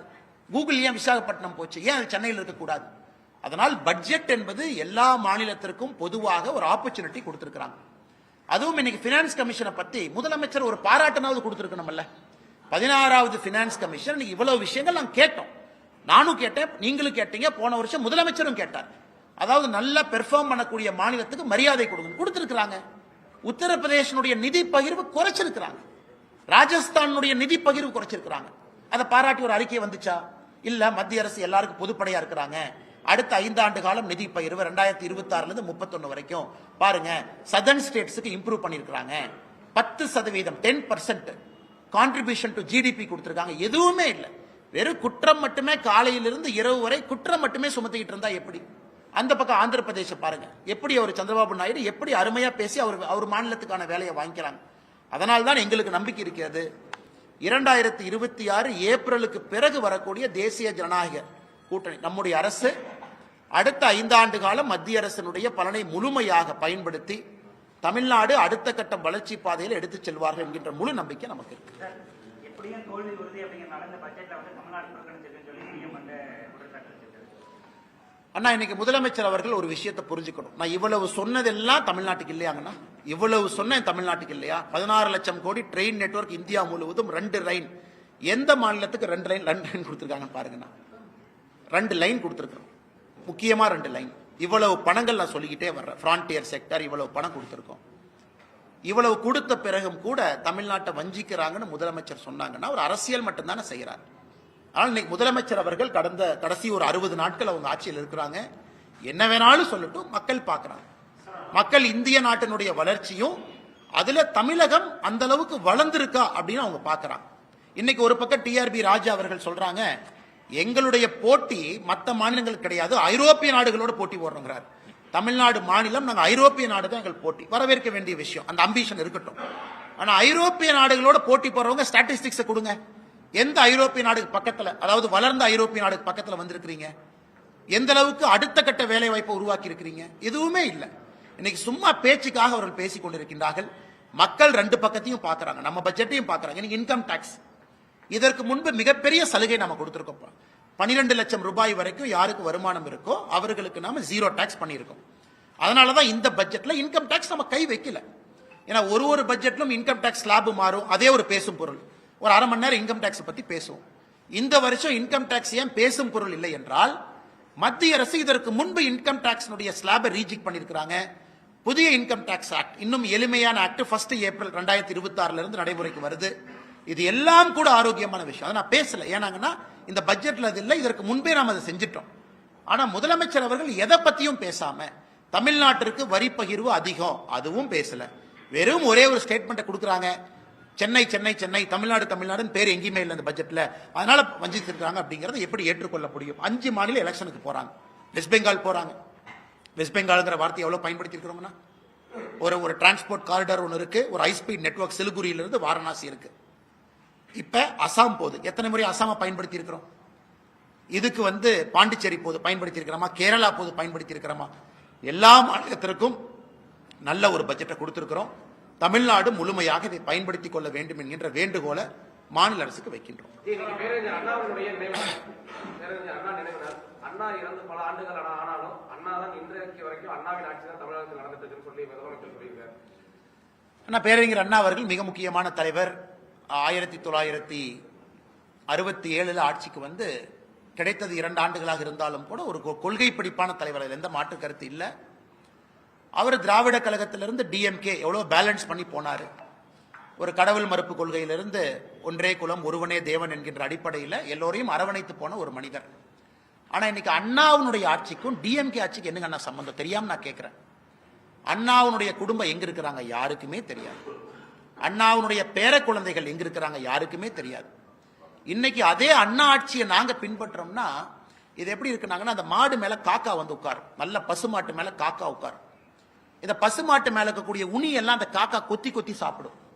அந்த மாதிரி அண்ணா என்கின்ற நல்ல பசுமாடு மேல உட்கார்ந்து இருக்கக்கூடிய காக்காவாகத்தான் இன்னைக்கு டிஎம்கேவுடைய ஆட்சி இருக்கு. மக்களை பிடுங்கி சாப்பிடக்கூடிய ஆட்சியாக. அண்ணாவுடைய குடும்பம் எந்த அரசியல் பக்கமே வரல. இவருடைய தந்தையார், அதன் பிறகு இவருடைய மகன், இன்னைக்கு இவருடைய பேர எல்லாமே அண்ணாவுடைய வழியை நாங்க பின்பற்றோம்னு சொன்னா எப்படி ஏத்துக்க முடியும்? யார் ஏத்துக்குவாங்க? அண்ணா இதுல கரப்ஷன் இருந்துச்சு 65 இருந்து 67 இல்ல, இன்னைக்கு கரப்ஷன் இருக்கு. அண்ணா அவர்கள் காலத்துல இவ்வளவு மக்கள் ஒரு சித்தாந்தத்தையே வெறுக்கக்கூடிய அளவுல இன்னைக்கு எப்படி ஆச்சுனாங்கன்னா, டிஎம்கே மேல இருக்கக்கூடிய வெறுப்பு திராவிட சித்தாந்த வெறுப்பாக மாறி இருக்கிறது. நல்ல அரசியலை கூர்ந்து கவனிச்சோம் அப்படின்னா, எனக்கு திராவிட முன்னேற்ற கழக ஆட்சியின் மீது இருக்கக்கூடிய வெறுப்பு திராவிட சித்தாந்தத்தின் மீது இருக்கக்கூடிய வெறுப்பாக அது மாறி இருக்கிறது. அதெல்லாம் அந்த எலெக்ஷன்ல தெரியுங்கன்னா, ஓட்டில் நீங்க பார்க்கும்போது தெரியும். எந்த சம்பந்தம் இல்லை, சும்மா பிறந்த நாளைக்கு உங்க அண்ணாவை நினைச்சுக்கலாம், பேரறிஞர் அண்ணாவுக்கு மாலை போடலாம், ஒரு 4 நல்ல விஷயத்த சொல்லலாம். ஒரு டிஎம்கே மினிஸ்டர் கூப்பிட்டு ரூமை சாத்திட்டு கையில் ஒரு பேப்பரை கொடுத்து அண்ணாவை பத்தி 10 லைன் எழுதுனா யாருக்கு எழுத தெரியாது. நீங்க ரூமை சாத்திட்டு ஒரு டிஎம்கே மினிஸ்டர் உள்ள உட்கார வச்சுட்டு பேப்பர் பேனாவை கொடுத்து அண்ணாவை பத்தி 10 எழுதுங்க அப்படின்னு. அந்த 10ல எத்தனை நீங்க ஃபாலோ பண்றீங்க? இன்னைக்கு வேணா பரீட்சை வச்சு பாருங்க, யாருக்குமே தெரியாது. ஆனா அண்ணா அண்ணா அண்ணான்னு பிறந்த நாள் அன்னைக்கு, அவருடைய இறந்த நாள் அன்னைக்கு பேசுவது மட்டுமே வாடிக்கையா வச்சிருக்கிறாங்க. ஆனா எத்தனை துரோகிகள் இருந்தாலும், எத்தனை துரோகி கட்சிகளை கூட்டிட்டு வந்தாலும் பாஜகவுக்கு தமிழ்நாட்டில் கெட் அவுட் தான் அப்படின்னு யாருங்கண்ணா? அண்ணா இன்னைக்கு முதலமைச்சர் அவர்கள் கொஞ்சம் எலெக்ஷன் டேட்டாவை கரெக்டா பாக்குறாருன்னா, இந்த லோக்சபா எலெக்ஷன் 2024 என்பது அவருக்கு ஒரு அறிகுறி தான். அவங்க ஜெயிச்சிருக்கலாம். ஏன்னா இந்த ஃபர்ஸ்ட் பாஸ்ட் போஸ்ட் மாடல்ல ஜெயிச்சிருக்கலாம். அது 50%, 53% இருந்த வாக்கு அன்னைக்கே அது 46, 47 வந்துருச்சு. இன்னைக்கு ஒரு இணக்கம் இல்லாத ஒரு கூட்டணி, முதலமைச்சர் அப்படியே டெல்லிக்கு யாரோ தூதுவர் அனுப்புறாரு. அவங்களுக்குள்ள என்ன டீலோ எனக்கு தெரியல. ராகுல் காந்தி அவங்களுக்கும் ஸ்டாலின் அவங்களுக்கும் ஏதோ அசாம்ல தேர்தல் நடக்குதுங்கிறாங்க, காங்கிரஸ் ஃபண்ட் இல்லைங்கிறாங்க, அதை பத்தி நான் போக விரும்பலீங்கன்னா, ஒரு ஆட்சி டிஎம்கே இருக்கு, யாருக்கு ஃபண்ட் கொடுக்குறாங்க அதெல்லாம் அதை பத்தி நான் பேச விரும்பலீங்கன்னா ஏதோ ஒரு டீலை போட்டுக்கிட்டாங்க. அதனால அது உடஞ்சு போன கண்ணாடியை ஒரு பசை வச்சு ஒட்டிக்கிட்டாங்க. அந்த பசை வச்சு ஒட்டின கண்ணாடி தூக்கிட்டு சுத்திட்டு இருக்காங்க. அந்த கண்ணாடியில முகம் பார்த்தா எப்படிங்கன்னா இருக்கும். அதனால கனிமொழி அவர்கள் சிறப்பா இருக்கு. ஒரு காங்கிரஸ் மாநில தலைவர் எப்படின்னா, ஒரு கட்சியிலிருந்து ஒருத்தரை சஸ்பெண்ட் பண்ண முடியாத அளவுக்கு ஒரு காங்கிரஸ் தமிழகத்தினுடைய மாநில தலைவர் சுத்திட்டு இருக்காரு. ஏங்க உங்க கட்சிக்கு எதிராக ஒருத்தர் பண்ணாரு, உங்க கட்சிக்கு எதிராக திரு விஜய் அவர்களை போய் சந்திச்சார், ஆக்ஷன் எடுத்தீங்களா? டெல்லிக்கு எழுதிட்டேன். இதுதான் தமிழ்நாட்டுக்கு வேண்டாம். ஒரு சஸ்பெண்ட் பண்றதுக்கு கூட டெல்லிக்கு போகணுமா? ஒரு சஸ்பெண்ட் பண்றதுக்கு கூட அது மல்லிகார்ஜுன கார்கே அவங்க பார்க்கணுமா? அப்படி இருக்கக்கூடிய காங்கிரஸ் கட்சியை தான் நாங்க அடிமை கட்சின்னு சொல்றோம். எதுக்கு அடிமை கட்சினா, ஒரு கட்சியில் இருக்கக்கூடிய ஒரு தொண்டனை கூட சஸ்பெண்ட் பண்ண முடியல, அதுக்கும் டெல்லிக்கு போகணும்னா என்ன கூட்டணி வச்சிருக்காங்க? எப்படி அந்த கூட்டணி விளங்கும்? எப்படி அந்த கூட்டணி ஜெயிக்கும்? எப்படி அந்த கூட்டணிக்கு மக்கள் ஓட்டு போட போறாங்க? ஆனால் நிச்சயமாக அவங்க என்ன வேணாலும் சொல்லட்டும், கெட் அவுட்னு சொல்லட்டும், கெட்டுன்னு சொல்லட்டும், இந்த முறை தேசிய ஜனநாயக கூட்டணி கெட்டின் தான். அதுல எந்த மாற்று கருத்தும் இல்லை.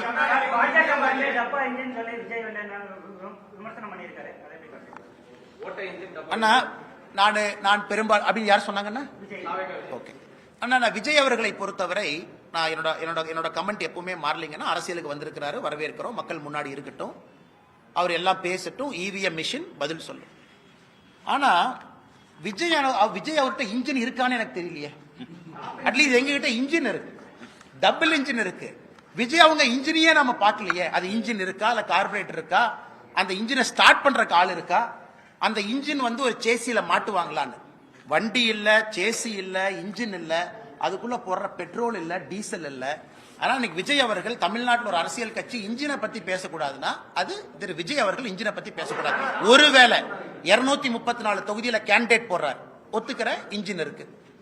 234 கேண்டிடேட்டும் மக்கள் ஏத்துக்கிறாங்க, அதுக்கு போடுற பெட்ரோல் இருக்கு. விஜய் வெளியே வந்து வீதி வீதியாக தெரு தெருவாக பிரச்சாரம் பண்றார், சேசி இருக்கு. மக்கள் ஓட்டு போட்டு ஒரு நல்ல சதவீதம் வர்றாரு, அந்த வண்டி ஓடுது. இன்ஜினே இல்ல, சேசி இல்ல, பெட்ரோல் இல்ல, டீசல் இல்ல. அவங்கெல்லாம் இன்னைக்கு பாரதிய ஜனதா கட்சியை பார்த்து டப்பா இன்ஜின், இந்த இன்ஜின்ங்கிறாங்க. அடுத்து திரு ஸ்டாலின் அவர்கள் சொன்னது எனக்கு டிஎம் கேட்கற எப்படின்னாங்கன்னா, ஐயா அந்த எல்லாம் ஓடி போயிட்டாங்கன்னா அந்த ஸ்கூல் ஹாஸ்டல்ல, காலேஜ் ஹாஸ்டல்ல பாத்ரூம்ல போய் சில பேர் கிறுக்குவாங்க. இந்த கறிக்கட்டை எடுத்துட்டு போய் பாத்ரூம்ல கிறுக்குவாங்க. நம்மள அந்த பப்ளிக் பாத்ரூம் போனா கறிக்கட்டையில கிறுக்குவாங்க. இன்னைக்கு அந்த மாதிரி கிறுக்கக்கூடிய கட்சியாக திமுக மாறி இருக்கு. போஸ்டர் ஒட்டுறானுங்க, ஏமா ஒட்டுறானே தெரியாது. இந்த பாத்ரூம்ல கிறுக்கிறவன் அசிங்கமா இந்த காலையில் 2 மணிக்கு போய் இந்த பொது கழிப்பிடத்துல முகத்தை மூடிட்டு போய் கறிக்கட்டையில் எழுதிட்டு வருவான். இன்னைக்கு திமுக கார டப்பா இன்ஜின் ஒட்டுறானா காலையில முகத்தை மூடிட்டு போய் ஒட்டிட்டு வர்றான். ஏன்னா உனக்கே தெரியும் நீ ஒட்டுறதே ஒரு நான்சென்ஸ். தமிழ்நாடு மக்கள் அதை ஏத்துக்க மாட்டாங்கன்னு தெரியும். அதனால இவங்க சும்மா போய் போஸ்ட் ஒட்டுட்டோம். நேத்து பார்த்தேன் சென்னையில வந்து இந்த பட்ஜெட்ல தமிழ்நாட்டுக்கு அல்வா கொடுத்துட்டாங்கன்னு. ஒரு அல்வா வாங்கி கொடுத்தது எப்படி இருந்துச்சுன்னா, டிஎம்கே ஆட்சி 5 வருஷம் முடிஞ்சு தமிழ்நாட்டு மக்களுக்கு அல்வா கொடுத்ததாகத்தான் நான் பார்த்தேன். சென்னை முழுவதுமே ஒரு கையில் ஒரு போஸ்டர் வச்சுக்கிட்டு அல்வாவை கொண்டே வீடு வீடா கொடுத்துக்கிட்டு இருந்தாங்க. அதனால முதலமைச்சர் அவர்கள் கஷ்டப்பட்டாரு, அப்படி இப்படின்னு பண்ணாரு. ஆனா ஒண்ணுமே கிரவுண்ட் லெவல்ல ரிஃப்ளெக்ட் ஆகல. சட்டம் ஒழுங்கு தரிகட்டு போயிருக்கு. இதையெல்லாம் இன்னும் ஒரு 50-60 நாள் தானா நீங்களும் பார்க்க போறீங்க, நாங்களும் பார்க்க போறோம். தமிழ்நாட்டில் அமைந்தது வந்து பாஜக தலைமையிலான கூட்டணி தான் அப்படின்னு சொல்லிட்டு ஒரு 6 மாதத்துக்கு முன்பு நீங்க அந்த பேரே சொல்லாம சொல்லிட்டு தேசிய தலைமையிலான கூட்டணி தான். அதே வந்து விஜய் வந்து சொல்லியிருக்காரு அப்படிங்கிற போது அந்த அமைப்பு தான் இருக்கா தமிழ்நாட்டில்? அண்ணா ஒரு விஷயத்தை புரிஞ்சுக்கணுங்க, நாங்க எல்லாமே ஒரு கட்சியினுடைய தொண்டர்கள். விருப்பு வெறுப்பு இருந்தாலும் கூட எங்களுடைய தலைவர்கள் முடிவு செய்த பிறகு நாங்கெல்லாம் களத்தில் பாடுபடுறோம். தமிழகத்தில் இருப்பது அனைத்து இந்திய அண்ணா திராவிட முன்னேற்ற கழகம் தலைமையிலான தேசிய ஜனநாயக கூட்டணி. இந்த எலெக்ஷனுக்கு போறோம். இதற்கு முந்தைய முதலமைச்சர், இன்றைய முதலமைச்சருடைய வேட்பாளராக இருக்கக்கூடிய அண்ணன் எடப்பாடி பழனிசாமி அவர்கள் தலைமையில் நாங்கள் போறோம் களத்துக்கு. இதை நம்முடைய தலைவர்கள் எல்லாம் முடிவு பண்ணிட்டாங்க. எதுக்கு பிரச்சாரம் நடந்தாச்சு, கீழே எங்க தொண்டர்கள் வீதி வீதியாக தெரு தெருவாக வேலை பார்க்கறாங்க. இன்னைக்கு விஜய் அவர்கள் எப்படின்னாங்கன்னா, நான் ஏற்கனவே சொன்னேன்னா அவரை சும்மா நான் தேவையில்லாம ஒரு குற்றம் சுமத்த விரும்பல. அரசியலுக்கு வந்திருக்கிறாங்க, பண்ணட்டும். ஆனா இன்னைக்கு பேசும் பொழுது அவருக்கு என்னன்னா, மக்கள் கைத்தட்டணும், விசில் அடிக்கணும், அவங்க வந்து ஏதாச்சும் ஆரவாரமா பேசணும். அதற்காகத்தான் விஜய் அவர்களுடைய பேச்சு இருந்ததாகத்தான் நான் பார்க்கிறேன். அது ரொம்ப சப்ஸ்டன்ஸா மக்களை சிந்திக்க வைக்கிற அளவுக்கு, எதற்காக நான் இத்தனை கட்சிகளை தாண்டி உங்களுக்கு ஓட்டு போடணும், உங்க பாலிசி என்ன, உங்க ப்ரோக்ராம் என்ன, நீங்க தமிழ்நாட்டுக்கு என்ன செய்ய இதுவரைக்கும் செய்யாத என்ன செய்ய போறீங்க அப்படிங்கறத நான் பார்க்கலீங்கன்னா. சோ விசிலுக்காக ஒரு கைத்தட்டலுக்காகத்தான் விஜய் அவர்கள் பேசினாங்க. அதுலதான் அந்த கூட்டணியை பத்தி பேசினதாக மட்டும்தான் நான் பார்க்கிறேன்.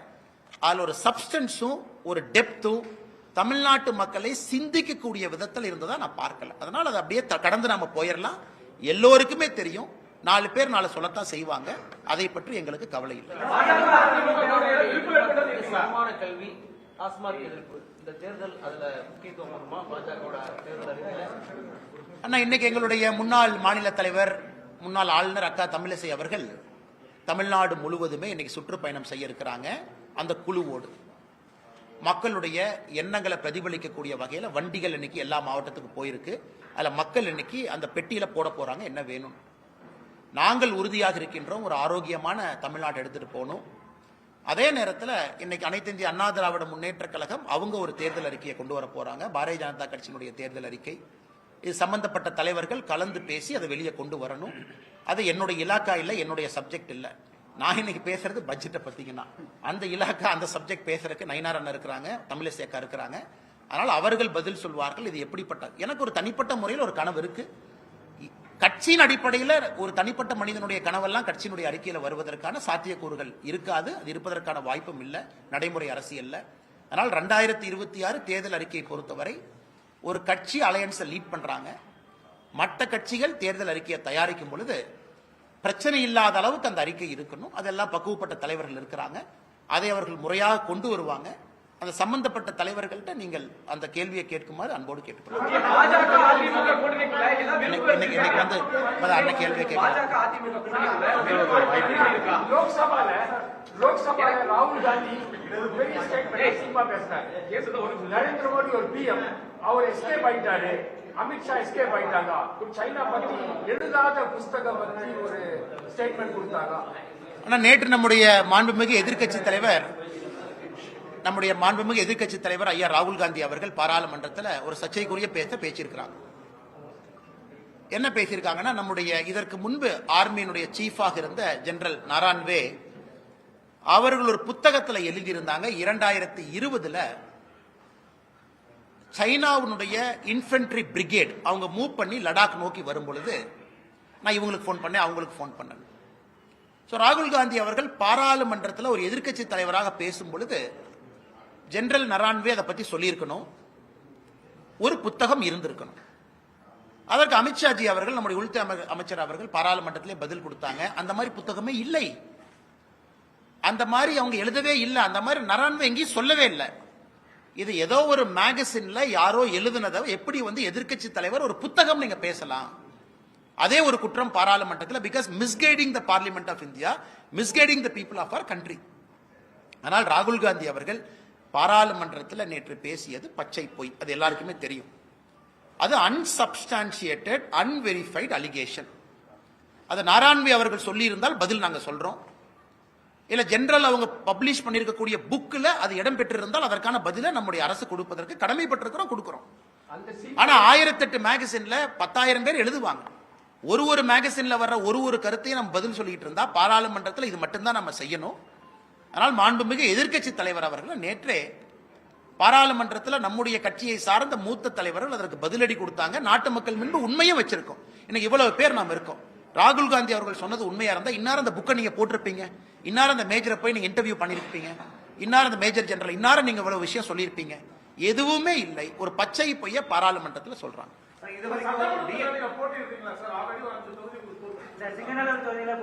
நான் நம்முடைய கட்சி தலைவர்கள் நயினார் அண்ணா அவர்களுக்கு நான் வேண்டுகோள் விடுத்திருக்கின்றேன். இந்த நேரத்தில் கொஞ்சம் தந்தையாருடைய உடல்நிலை, அவரை பார்த்துக்கணும்.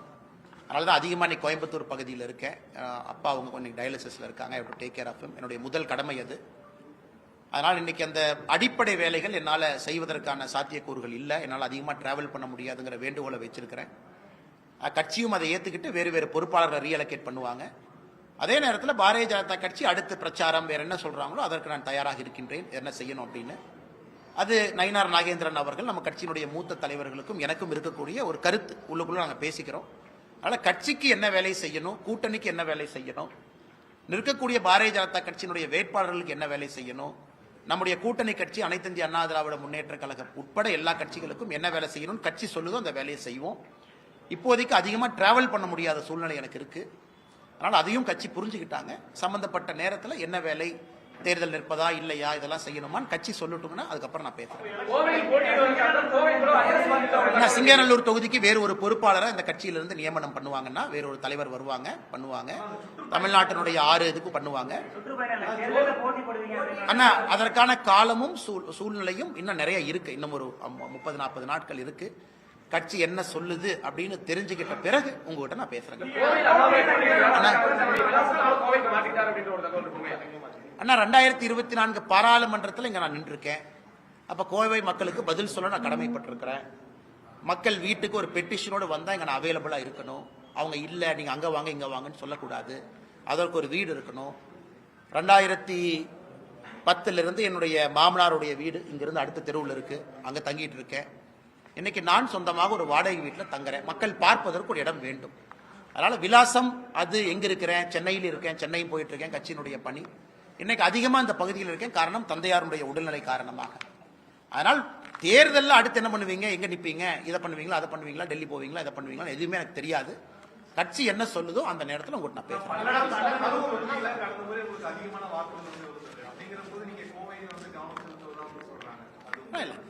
கோயம்புத்தூர்ல பாரதிய ஜனதா கட்சி, அனைத்து இந்திய அண்ணா திராவிட முன்னேற்ற கழகம் கூட்டணி அங்க வெற்றி பெறணும். அது நம்முடைய தொண்டனாக நம்முடைய கடமை.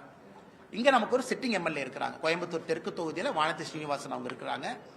அவர்கள் மறுபடியும் கட்சி அக்காவை நில்லுங்கன்னு சொல்லும் பொழுது அக்கா வெற்றி பெற்று மறுபடியும் பெரிய அளவில் அவங்க போகணும், இன்னும் அதிகமான மெஜாரிட்டியோடு போகணும். அதெல்லாம் எங்களுடைய கடமை. அதே நேரத்தில் பாராளுமன்ற தேர்தல், இதற்கு முன்பு வேறு வேறு காலகட்டத்தில் பாரதிய ஜனதா கட்சியினுடைய வளர்ச்சி, இதெல்லாமே அனைத்து இந்திய அண்ணா திராவிட முன்னேற்ற கழகத்தினுடைய சட்டமன்ற உறுப்பினர்கள் நிறைய இருக்கிறாங்க. அதனால் இந்த பகுதி முழுவதுமே தேசிய ஜனநாயக கூட்டணி வெற்றி பெற வேண்டும். அதான் எங்களுடைய அடிப்படை நோக்கம். இல்லை இண்டிவிஜுவல் அம்பிஷன், தனிப்பட்ட ஒரு எண்ணம் அப்படிங்கிறது இங்கே கிடையாது. 2026 பொறுத்த வரைக்கும் அது தெளிவாக இருக்கு. யார் முதலமைச்சர் ஆகணும் தெளிவா இருக்கு. கட்சி யாருக்காக வேலை பார்க்குது தெளிவா இருக்கு. அகில இந்திய தலைவர்கள் என்ன சொல்லியிருக்கிறாங்க அதுவும் தெளிவா இருக்கு. அதற்காக நாங்கள் எல்லோரும் வேலை பார்க்கிறோம். சாரி, கட்சி தொண்டர்களை பொறுத்தவரை அண்ணாமலையும் ஒரு தொண்டன் தான். கட்சி தொண்டர்களோடு இணைந்து பணிபுரியணும். அதனால என்ன கட்சி சொல்லுதோ கேட்பதற்கு நாம கடமைப்பட்டிருக்கிறோம். அதனால் இன்னும் ஒரு மாசம் சரியான நேரத்தில் உங்கள்கிட்ட பேசுறேன். மகாராஷ்டிரால எங்கெங்க நீங்க கேம்பெயின் பண்ணீங்களோ அங்க ஜெயிச்சிருக்கு. அந்த ரஸ்மலையும் கேவலப்படுத்தினாங்க. அதை பத்தி நான் பேசுபவர்கள் பேசுவாங்கன்னா அரசியலை பொறுத்த வரைக்கும் நான் சில இடத்துல பதில் சொல்வதை விட மௌனம் காட்டுவது சரி அப்படிங்கிற முடிவுக்கு வந்துட்டேன். குறிப்பா அந்த மகாராஷ்டிராவுக்கு முன்பே இருந்து பேசுறவங்க பேசதான் செய்வாங்க. அதனால நம்ம திரும்ப நான் இப்ப கூட ஐஐடி மும்பை ஒரு ஃபெஸ்ட் கூப்பிட்டுருக்காங்க. 2-3 கமிட்மெண்ட்ஸ் இருக்குங்கன்னா இது அப்பாவோட உடல்நிலைக்காக இந்த மாசம் கொஞ்சம் குறைச்சிருக்கேன். நான் மும்பைக்கு விரைவில் போகத்தான் போறேன். அது அரசியல் கட்சிகள் பேசுறாங்க, அதை தாண்டி அவங்களும் போயிடுவாங்கன்னு நான் நம்புறேன். அவங்களும் அந்த ஹீட்டட் ஆர்கியூமெண்டா அந்த சூட்டோடு சூட்டாக பேசியிருப்பதாக நான் பார்க்கின்றேன். ஒரு அரசியல் கட்சியில் இருக்கிறவங்க அடிப்படை வெறுப்புல ஒரு கட்சி நடத்த முடியாதுங்கண்ணா. மேடையில் மைக்கில் பேசியிருந்தாலும் கூட ஒரு அடிப்படை வெறுப்பு உணர்வுல நான் சவுத் இந்தியாவை மதிக்க மாட்டேன், நான் தமிழ்நாட்டை மதிக்க மாட்டேன், நான் வேட்டி கட்டவங்களை மதிக்க மாட்டேன்னு ஒரு அரசியல் கட்சியில் ஒரு தலைவர் பேசக்கூடாது. பேசினா தவறு. அதனால அதை ஹீட்டட் ஆர்கியூமெண்டா ஒரு மேடை பேச்சாக மட்டும் பார்த்துவிட்டு அவர்களும் அதை கடந்து சென்றிருப்பார்கள் என்று நான் நம்புகின்றேன். ரொம்ப ஆச்சரியமா இருக்கு எனக்கு. ஏன்னா நியூஸ் 24/7 நியூஸ் தமிழ் 24/7 உடைய ரிப்போர்ட்டர் திரு கதிரவன் அவர்கள், பேர் சரியா தான் சொல்றேன், கதிரவன் அவர்கள் அவங்கள மிரட்டி கிட்னாப் பண்ணி கூட்டிட்டு போய் 3 மணி நேரம் 4 மணி நேரம் ஆகி அடிச்சு வெளியே வர்றாங்க. ஆனா கரூர் காவல்துறையினுடைய கண்காணிப்பாளர் அவர்கள் ஒரு பத்திரிகை அறிக்கை கொடுக்குறாங்க. அது வேற ஏதோ மாநிலம் மாதிரி இருக்கு. படிச்சா எதுவுமே நடக்கல. அதாவது அவர் அந்த அறிக்கையை படிச்சா எப்படி இருந்ததுன்னா, ரிப்போர்ட்டரே கல் எடுத்து தலையில் அடிச்சுக்கிட்டு அவரே போய் மண்ணில் படுத்து உருண்டு அவரே போய் ஹாஸ்பிட்டலில் படுத்து எந்திரிச்சு அவரே வர்றதுக்கான ரிப்போர்ட்டர் பைத்தியமா. அதனால இந்த காவல்துறையினுடைய அறிக்கையை பார்க்கும் பொழுது எப்படி ஒரு காவல்துறை கண்காணிப்பாளர் இப்படிப்பட்ட அறிக்கையை கொடுக்க முடியும்? அன்னைக்கு சம்பவம் நடந்ததிலிருந்து தமிழ்நாட்டினுடைய எல்லா மீடியாவும் கண்கொத்தி பாம்பா அந்த ஏரியாவில் இருக்கிறீங்க. ரியல் டைம் கவர் பண்றீங்க.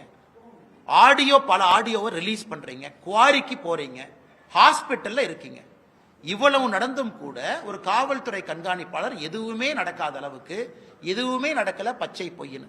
பச்சை பொய்யா இருந்தா எங்க மேல கேஸ் போடுங்க ஐயா. நாங்களாம் பேசணும்ல, ஆதரவா பேசணும்ல, எங்க மேல கேஸ் போடுங்க. கோர்ட்டுக்கு எல்லாம் டாக்குமெண்ட் கொண்டு வாங்க பார்க்கலாம். அதனால இன்னைக்கும் திராவிட முன்னேற்ற கழகத்தை பொறுத்தவரை ஒரு எம்எல்ஏவை காப்பாற்றணும். அந்த எம்எல்ஏ தொடர்ந்து சர்ச்சையில ஒரு சர்ச்சையிலிருந்து ஒரு சர்ச்சை, அதுல இருந்து அடுத்தது கல்குவாரி யாரு பேர்ல இருக்கு, அதை யார் டாமினேட் பண்றாங்க எல்லாத்துக்குமே தெரியும். தமிழ்நாடு முழுவதும் இல்லீகல் மைனிங்கை பத்தி தெரியும். அதனால எல்லாத்தையுமே இன்னைக்கு ஒரு முழு பூசணிக்காயை மறைச்சு வச்சுக்கிட்டு காவல்துறை அறிக்கையின் மீது அறிக்கை கொடுப்பது வேடிக்கையா இருக்கு. ஆனா எல்லா நண்பர்களுக்கும் அப்படின்னா செய்தித்துறை அமைச்சர் அந்த துறையில் இருப்பதற்கே லாயக்கில்லை நாம சொல்லணும். ஆனா நீங்க அமைச்சரா இருக்கிறதே தெரியலன்னா கிளம்புங்கன்னு சொல்லணும். ஒரு செய்தித்துறை அமைச்சர் இவ்வளவு மீடியால வருது, அவங்ககிட்ட ஒரு மானிட்டரிங் கமிட்டி இருக்கும். எல்லா செய்தித்துறை அமைச்சர் ஆபீஸ்ல உங்க டிவி எல்லாம் பாக்குற ஆள் இருப்பாங்க. அண்ணா பிளாஷ் நியூஸ் போடுறாங்க அமைச்சர்கிட்ட சொல்லுவாங்க. அவர் சம்பந்தப்பட்ட இலாக்காக்கு போன் பண்ணி அண்ணா என்ன உண்மைன்னு கேட்டுக்க வேண்டிய பொறுப்பு இருக்கு. இவ்வளவு நடந்தும் கூட ஒரு செய்தித்துறை அமைச்சர் என்ன நடக்குதுன்னே தெரியலனா அந்த செய்தித்துறை அமைச்சர் அந்த பொறுப்புக்கு இருக்கக்கூடிய தகுதியான நபரான்னு நான் கேட்கிறேன். அது உங்க கடமை. ஊடகத்துறையை மானிட்டர் பண்றது உங்க கடமை. ஊடகத்துறைக்கு ஹெல்ப் பண்றது உங்க கடமை. ஒரு பிளாஷ் நியூஸ் வந்தா ரியாக்ட் பண்ண வேண்டியது உங்க கடமை. மாநில அரசுக்கு பேசி அறிக்கை கொடுக்க வேண்டியது உங்க கடமை. இதையெல்லாம் நாங்க திமுகவின் மீது குற்றம் சுமத்தினா உடனே அறிக்கை வரும். நைட் 2 மணிக்கு அறிக்கை வரும். ஆனா ஒரு நியூஸ் ரிப்போர்ட்டர் தூக்கிட்டு போய் அடிச்சிருக்காங்கன்னு இவ்வளவு தூரம் பேசினதுக்கு அப்புறம் கூட எனக்கு தெரியலன்னு சொன்னாங்கன்னா எப்படி ஏத்துக்க முடியும்? அதனால் ஸ்ரீரங்கத்தினுடைய தொகுதி மக்கள் அதை பார்த்துக்கிட்டு தான் இருக்கிறாங்க. அந்த பகுதியினுடைய மக்கள் அதை பார்த்துக்கிட்டு தான் இருக்கிறாங்க. கரூர் மக்களும் இதை பார்த்து கொண்டுதான் இருக்கின்றார்கள். காவல்துறையினுடைய அட்டூழியம், 41 பேர் இறந்ததிலிருந்து காவல்துறையினுடைய செயல் நடவடிக்கை எல்லாத்தையும் பார்த்துட்டு இருக்கிறாங்க. 2026 தேர்தல் அதற்கு பதில் சொல்லும். ஆனா இன்னைக்கு ஒரு மாவட்ட ஆட்சியர் ஒரு கோர்ட் முன்னாடி வந்து அங்க இருக்கக்கூடிய police commissioner, deputy commissioner, assistant commissioner மொத்த குழுவா வந்து ஒரு கோர்ட்ல மன்னிப்பு கேட்கறாங்கன்னா இது ஒரு சாதாரண நிகழ்வாக யாரும் கடந்து விடக் கூடாது. ஏன்னா ஒரு ஸ்டேட், ஒரு மிஷனரி, முதலமைச்சர் கோட்டையில் இருக்கிறார். ஆனா அந்த மாவட்டத்திற்கான கவர்மெண்ட் யாருன்னா இவங்க தான். இவங்க வேண்டுமென்றே தவறு செய்திருந்தால் இவர்களை தவறு செய்ய சொன்னது யார்?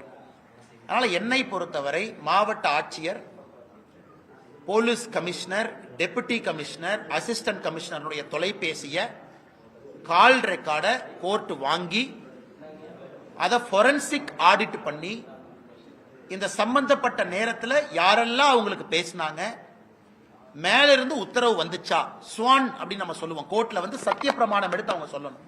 அதாவது அந்த கோர்ட்டின் முன்பு சத்திய பிரமாணம் எடுத்து ஒரு அதிகாரி சொல்லணும், நான் சொல்வதெல்லாம் உண்மை. அந்த மாதிரி இன்னைக்கு திருப்பரங்குன்றம் விவகாரத்தில் ஆட்சியர், police commissioner, deputy commissioner, assistant commissioner 4 பேரும் ஸ்வான் சத்திய பிரமாணம் செய்து உண்மையை சொல்லணும். யார் போன் பண்ணா, யார் 144 போட சொன்னா, 144 போட்டதே ஃப்ராடுன்னு திருப்பரங்குன்றத்தினுடைய இஷ்யூல மதுரை ஹைகோர்ட் டிவிஷன் பெஞ்ச் சொல்லிட்டாங்க. ரெக்கார்டை பார்த்தோம், அதே ஃப்ராடு. அப்படி இருக்கும் பொழுது இல்லாத ஒரு ரெக்கார்டை உருவாக்கி 144 போட்டிருக்கிறாங்க. அதனால் அவர்கள் மன்னிப்பு கேட்டது பத்தாது. மாண்புமிகு நீதியரசர் அவர்கள் இன்னும் ஒரு படி முன்னாடி போய் அவங்களுக்கு யாரு போன் பண்ணாங்க அந்த காலகட்டத்தில் அப்படிங்கிறதையும் கண்டுபிடித்து அவங்கள சத்திய பிரமாணம் செய்து இதையெல்லாம் சொல்ல வைச்சாதான் உண்மையான இஷ்யூ வெளியே வரும். சாரிங்க ஐயா, தப்பு பண்ணிட்டோங்க ஐயா, மன்னிச்சுங்க ஐயா, நாங்க வந்து லா அண்ட் ஆர்டருக்காக இப்படி பண்ணோங்க ஐயா, நாங்க நீங்க சொன்னதை பண்ணுங்க ஐயான்னு சொல்லிட்டு அப்படியே எஸ்கேப் ஆகி போயிடக்கூடாது. அதனால் நீதியரசர் அவர்கள் இதை கடுமையாக எடுக்கணும். அப்பதான் இன்னொருக்கா தப்பு பண்ற அதிகாரிக்கு புத்தி வரும். தமிழ்நாட்டில் எங்கேயாச்சும் ஒரு அதிகாரி நேர்மையா தான் இருக்கிறாங்க பாவம், அந்த அதிகாரியை போன் பண்ணி தொந்தரவு பண்ணி தப்பு பண்ணுங்கன்னு எங்கேயாச்சும் சொன்னாங்கன்னா அது நடக்கக்கூடாது என்பதற்காக இந்த திருப்பரங்குன்றம் இஷ்யூல நீதியரசர் அவர்கள் இந்த அதிகாரிகளை வைத்து உண்மையை கண்டுபிடித்து மக்களுக்கு சொல்ல வேண்டும் என்பது எங்களுடைய வேண்டுகோள்.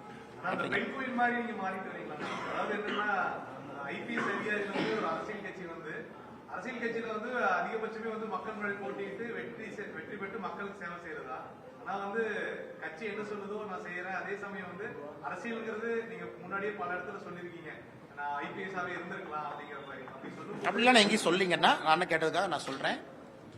இப்ப ஏன் எல்லாம் பெண்குயின் பேசுறீங்க அப்படின்னா, அந்த ஒரு பெண்குயின் அது தனியாக அதனுடைய பாதையை தேர்ந்தெடுத்து அந்த பெண்குயின் தனியா போனனால இன்னைக்கு எல்லாருமே திடீர்னு அந்த ஒத்த பெண்குயினை பாக்குறாங்க. ஆனா அது வந்து 2017 வந்து அந்த டாக்குமெண்ட்ரி 8 வருஷமா அந்த பெண்குயின் எல்லாம் மறந்துட்டாங்க. இன்னைக்கு எல்லாரும் அந்த பெண்குயின், அந்த ஒத்த பெண்குயின் எங்கேயான்னு எல்லாம் கேட்கிறாங்க. ஆனா சில நேரத்தில் அந்த ஒத்த பெண்குயினாக இருப்பதும் தவறில்லை என்று தான் நினைக்கின்றேன். நன்றிங்கண்ணா. தேங்க்யூ.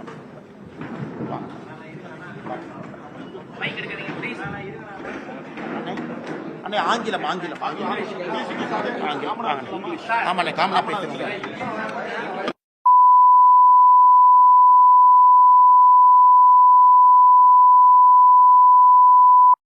மத்திய நிதி அமைச்சர் அவர்கள் நாட்டு மக்கள் முன்பு தாக்கல் செய்திருக்கின்றார்கள். தொழில்துறை மக்கள், சாதாரண மக்கள், மாத சம்பளம் வாங்குபவர்கள், வருமானம் வரி கட்டுபவர்கள், விவசாய பெருமக்கள், அனைத்து தரப்பு மக்களும் கூட இந்த பட்ஜெட்டை வரவேற்றிருக்கின்றார்கள். அதை பற்றி சுருக்கமாக அடுத்த ஒரு 10-15 நிமிடத்தில் இந்த பட்ஜெட்டினுடைய முக்கிய அம்சங்கள் என்ன, நாட்டினுடைய வளர்ச்சி எப்படி அடுத்த 25 ஆண்டுகளுக்கு திட்டமிட்டு கொடுத்திருக்கின்றார்கள் என்பதை நாம் பார்ப்போம். இந்தியா நம்ம எல்லோருக்கும் கூட தெரியும், கடந்த ஒரு 10 ஆண்டுகளாக, குறிப்பாக கடந்த ஒரு 3 ஆண்டுகளாக உலகத்தினுடைய வேகமாக வளரக்கூடிய பொருளாதார நாடாக மாறியிருக்கின்றோம். 7% மேல நம்முடைய வளர்ச்சி இருக்கிறது. இந்த ஆண்டு, குறிப்பாக இந்த அடுத்த 3 மாத காலம் அது 8% எட்டும் என்ற நம்பிக்கையை எக்கனாமிக் சர்வே பட்ஜெட்ல நாம் பார்த்திருக்கின்றோம். இன்னைக்கு நம்முடைய முக்கியமான நோக்கம், நிதி அமைச்சர் அவர்கள் சொன்னது போல, ஒன்று இந்த நாட்டினுடைய வளர்ச்சியை தக்க வைப்பது மட்டுமல்ல, வேகப்படுத்த வேண்டும். அதே நேரத்தில் கர்த்தவியா என்கின்ற வார்த்தையை பயன்படுத்தி இருக்கின்றார்கள். 3 கடமை. என்ன கடமையை செய்யணும்னா, முதல் கடமை என்பது நாட்டினுடைய வளர்ச்சி இன்னும் வேகமா இருக்கணும். இரண்டாவது, அந்த வளர்ச்சி என்பது எல்லா தரப்பட்ட மக்களுக்கும் வந்து சேர வேண்டும். மூன்றாவது, நாட்டு மக்களும் அந்த வளர்ச்சியில பங்கெடுப்பதற்கு அவர்களுக்கு தேவையான ஊக்கத்தை கொடுக்க வேண்டும். இந்த மூன்றையும் மையப்படுத்தியும் இந்த பட்ஜெட் இருக்கிறது. 53,50,000 கோடி ரூபாய் இருக்கக்கூடிய மொத்த பட்ஜெட் இது. 53 lakh crore பட்ஜெட் இது. ஒரு ஆண்டும் கூட நாம் பார்த்து கொண்டிருக்கின்றோம். பட்ஜெட்டும் பெரிதாகி கொண்டிருக்கிறது. துறை ரீதியாக பார்க்க வேண்டும் என்றால், நம்முடைய பாதுகாப்பு துறைக்கு 42% அதிகப்படுத்தி இருக்கின்றார்கள். பாதுகாப்புத்துறை போன ஆண்டு ரிவைஸ்ட் எஸ்டிமேட், அதாவது பட்ஜெட் போட்ட பிறகு எவ்வளவு பணம் செலவு பண்ணியிருக்காங்க அப்படிங்கிறத நம்ம ரிவைஸ்ட் எஸ்டிமேட் என்று சொல்லுவோம். அதுவும் பாராளுமன்றத்தின் முன்பு வைப்பார்கள். பாதுகாப்புத்துறை மினிஸ்ட்ரி ஆஃப் டிஃபென்ஸ்க்கு 5,53,688 கோடி ரூபாய் இருந்தது. இந்த பட்ஜெட்ல நம்ம நிதியமைச்சர் அவர்கள் 7,84,000 கோடி ரூபாய் கொடுத்திருக்கிறாங்க. அப்படின்னா 42% வளர்ச்சி. அதிலும் குறிப்பாக பாதுகாப்புத்துறையினுடைய உள்கட்டமைப்புக்கு 15% வளர்ச்சி. அதையும் அவர்கள் குறிப்பிட்டிருந்தார்கள். காரணம், ஆபரேஷன் சிந்தூர் இப்பதான் நடந்து முடிந்திருக்கிறது. ஒரு பக்கம் சைனா, பாகிஸ்தான், பக்கத்தில் இருக்கக்கூடிய நாடுகள் எல்லாமே தன்னுடைய ராணுவ உற்பத்தியை பெருக்கிக் கொண்டிருக்கின்றார்கள். நிறைய முக்கியமான ராணுவ தளவாடங்களை வாங்கிட்டு இருக்கிறாங்க. அதனால் எப்பொழுதும் இல்லாத அளவுக்கு சரித்திர அளவில் பாதுகாப்புத்துறைக்கு 42% உயர்த்தியிருக்கின்றார்கள்.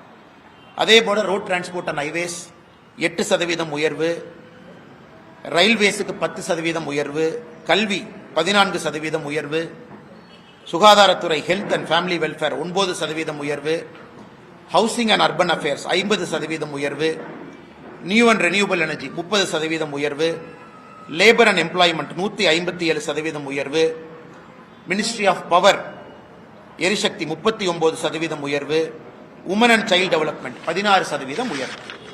எந்த அடிப்படையில் பார்த்தாலும் கூட உள்கட்டமைப்புக்கு அதிக முக்கியத்துவம் கொடுத்திருக்கக்கூடிய பட்ஜெட்டாக இருக்கிறது.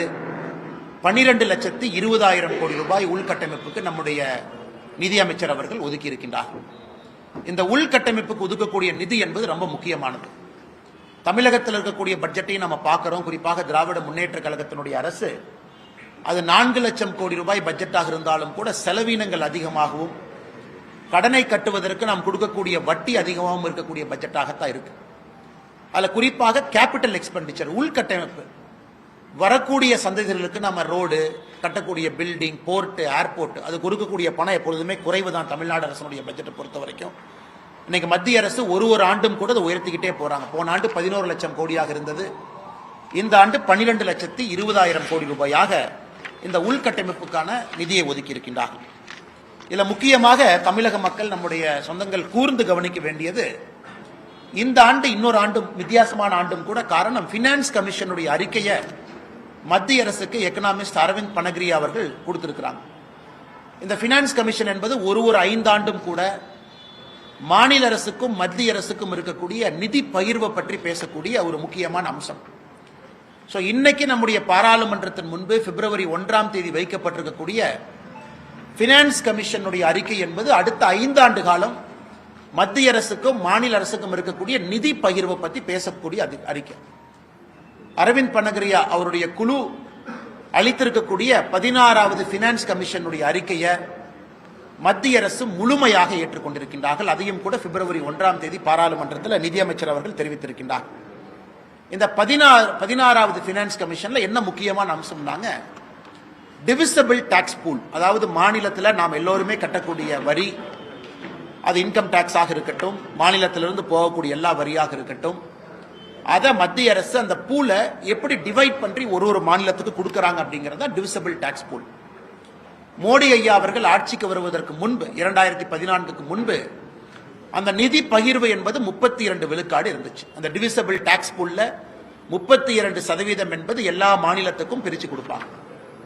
அது மோடி ஐயா அவர்கள் வந்த பிறகு 15th finance commission, 14th finance commission, 15th finance commission, 2 கமிஷன்லும் கூட கடந்த 10 ஆண்டு காலமாக அது 41+1 42 விழுக்காடாக உயர்ந்திருக்கிறது.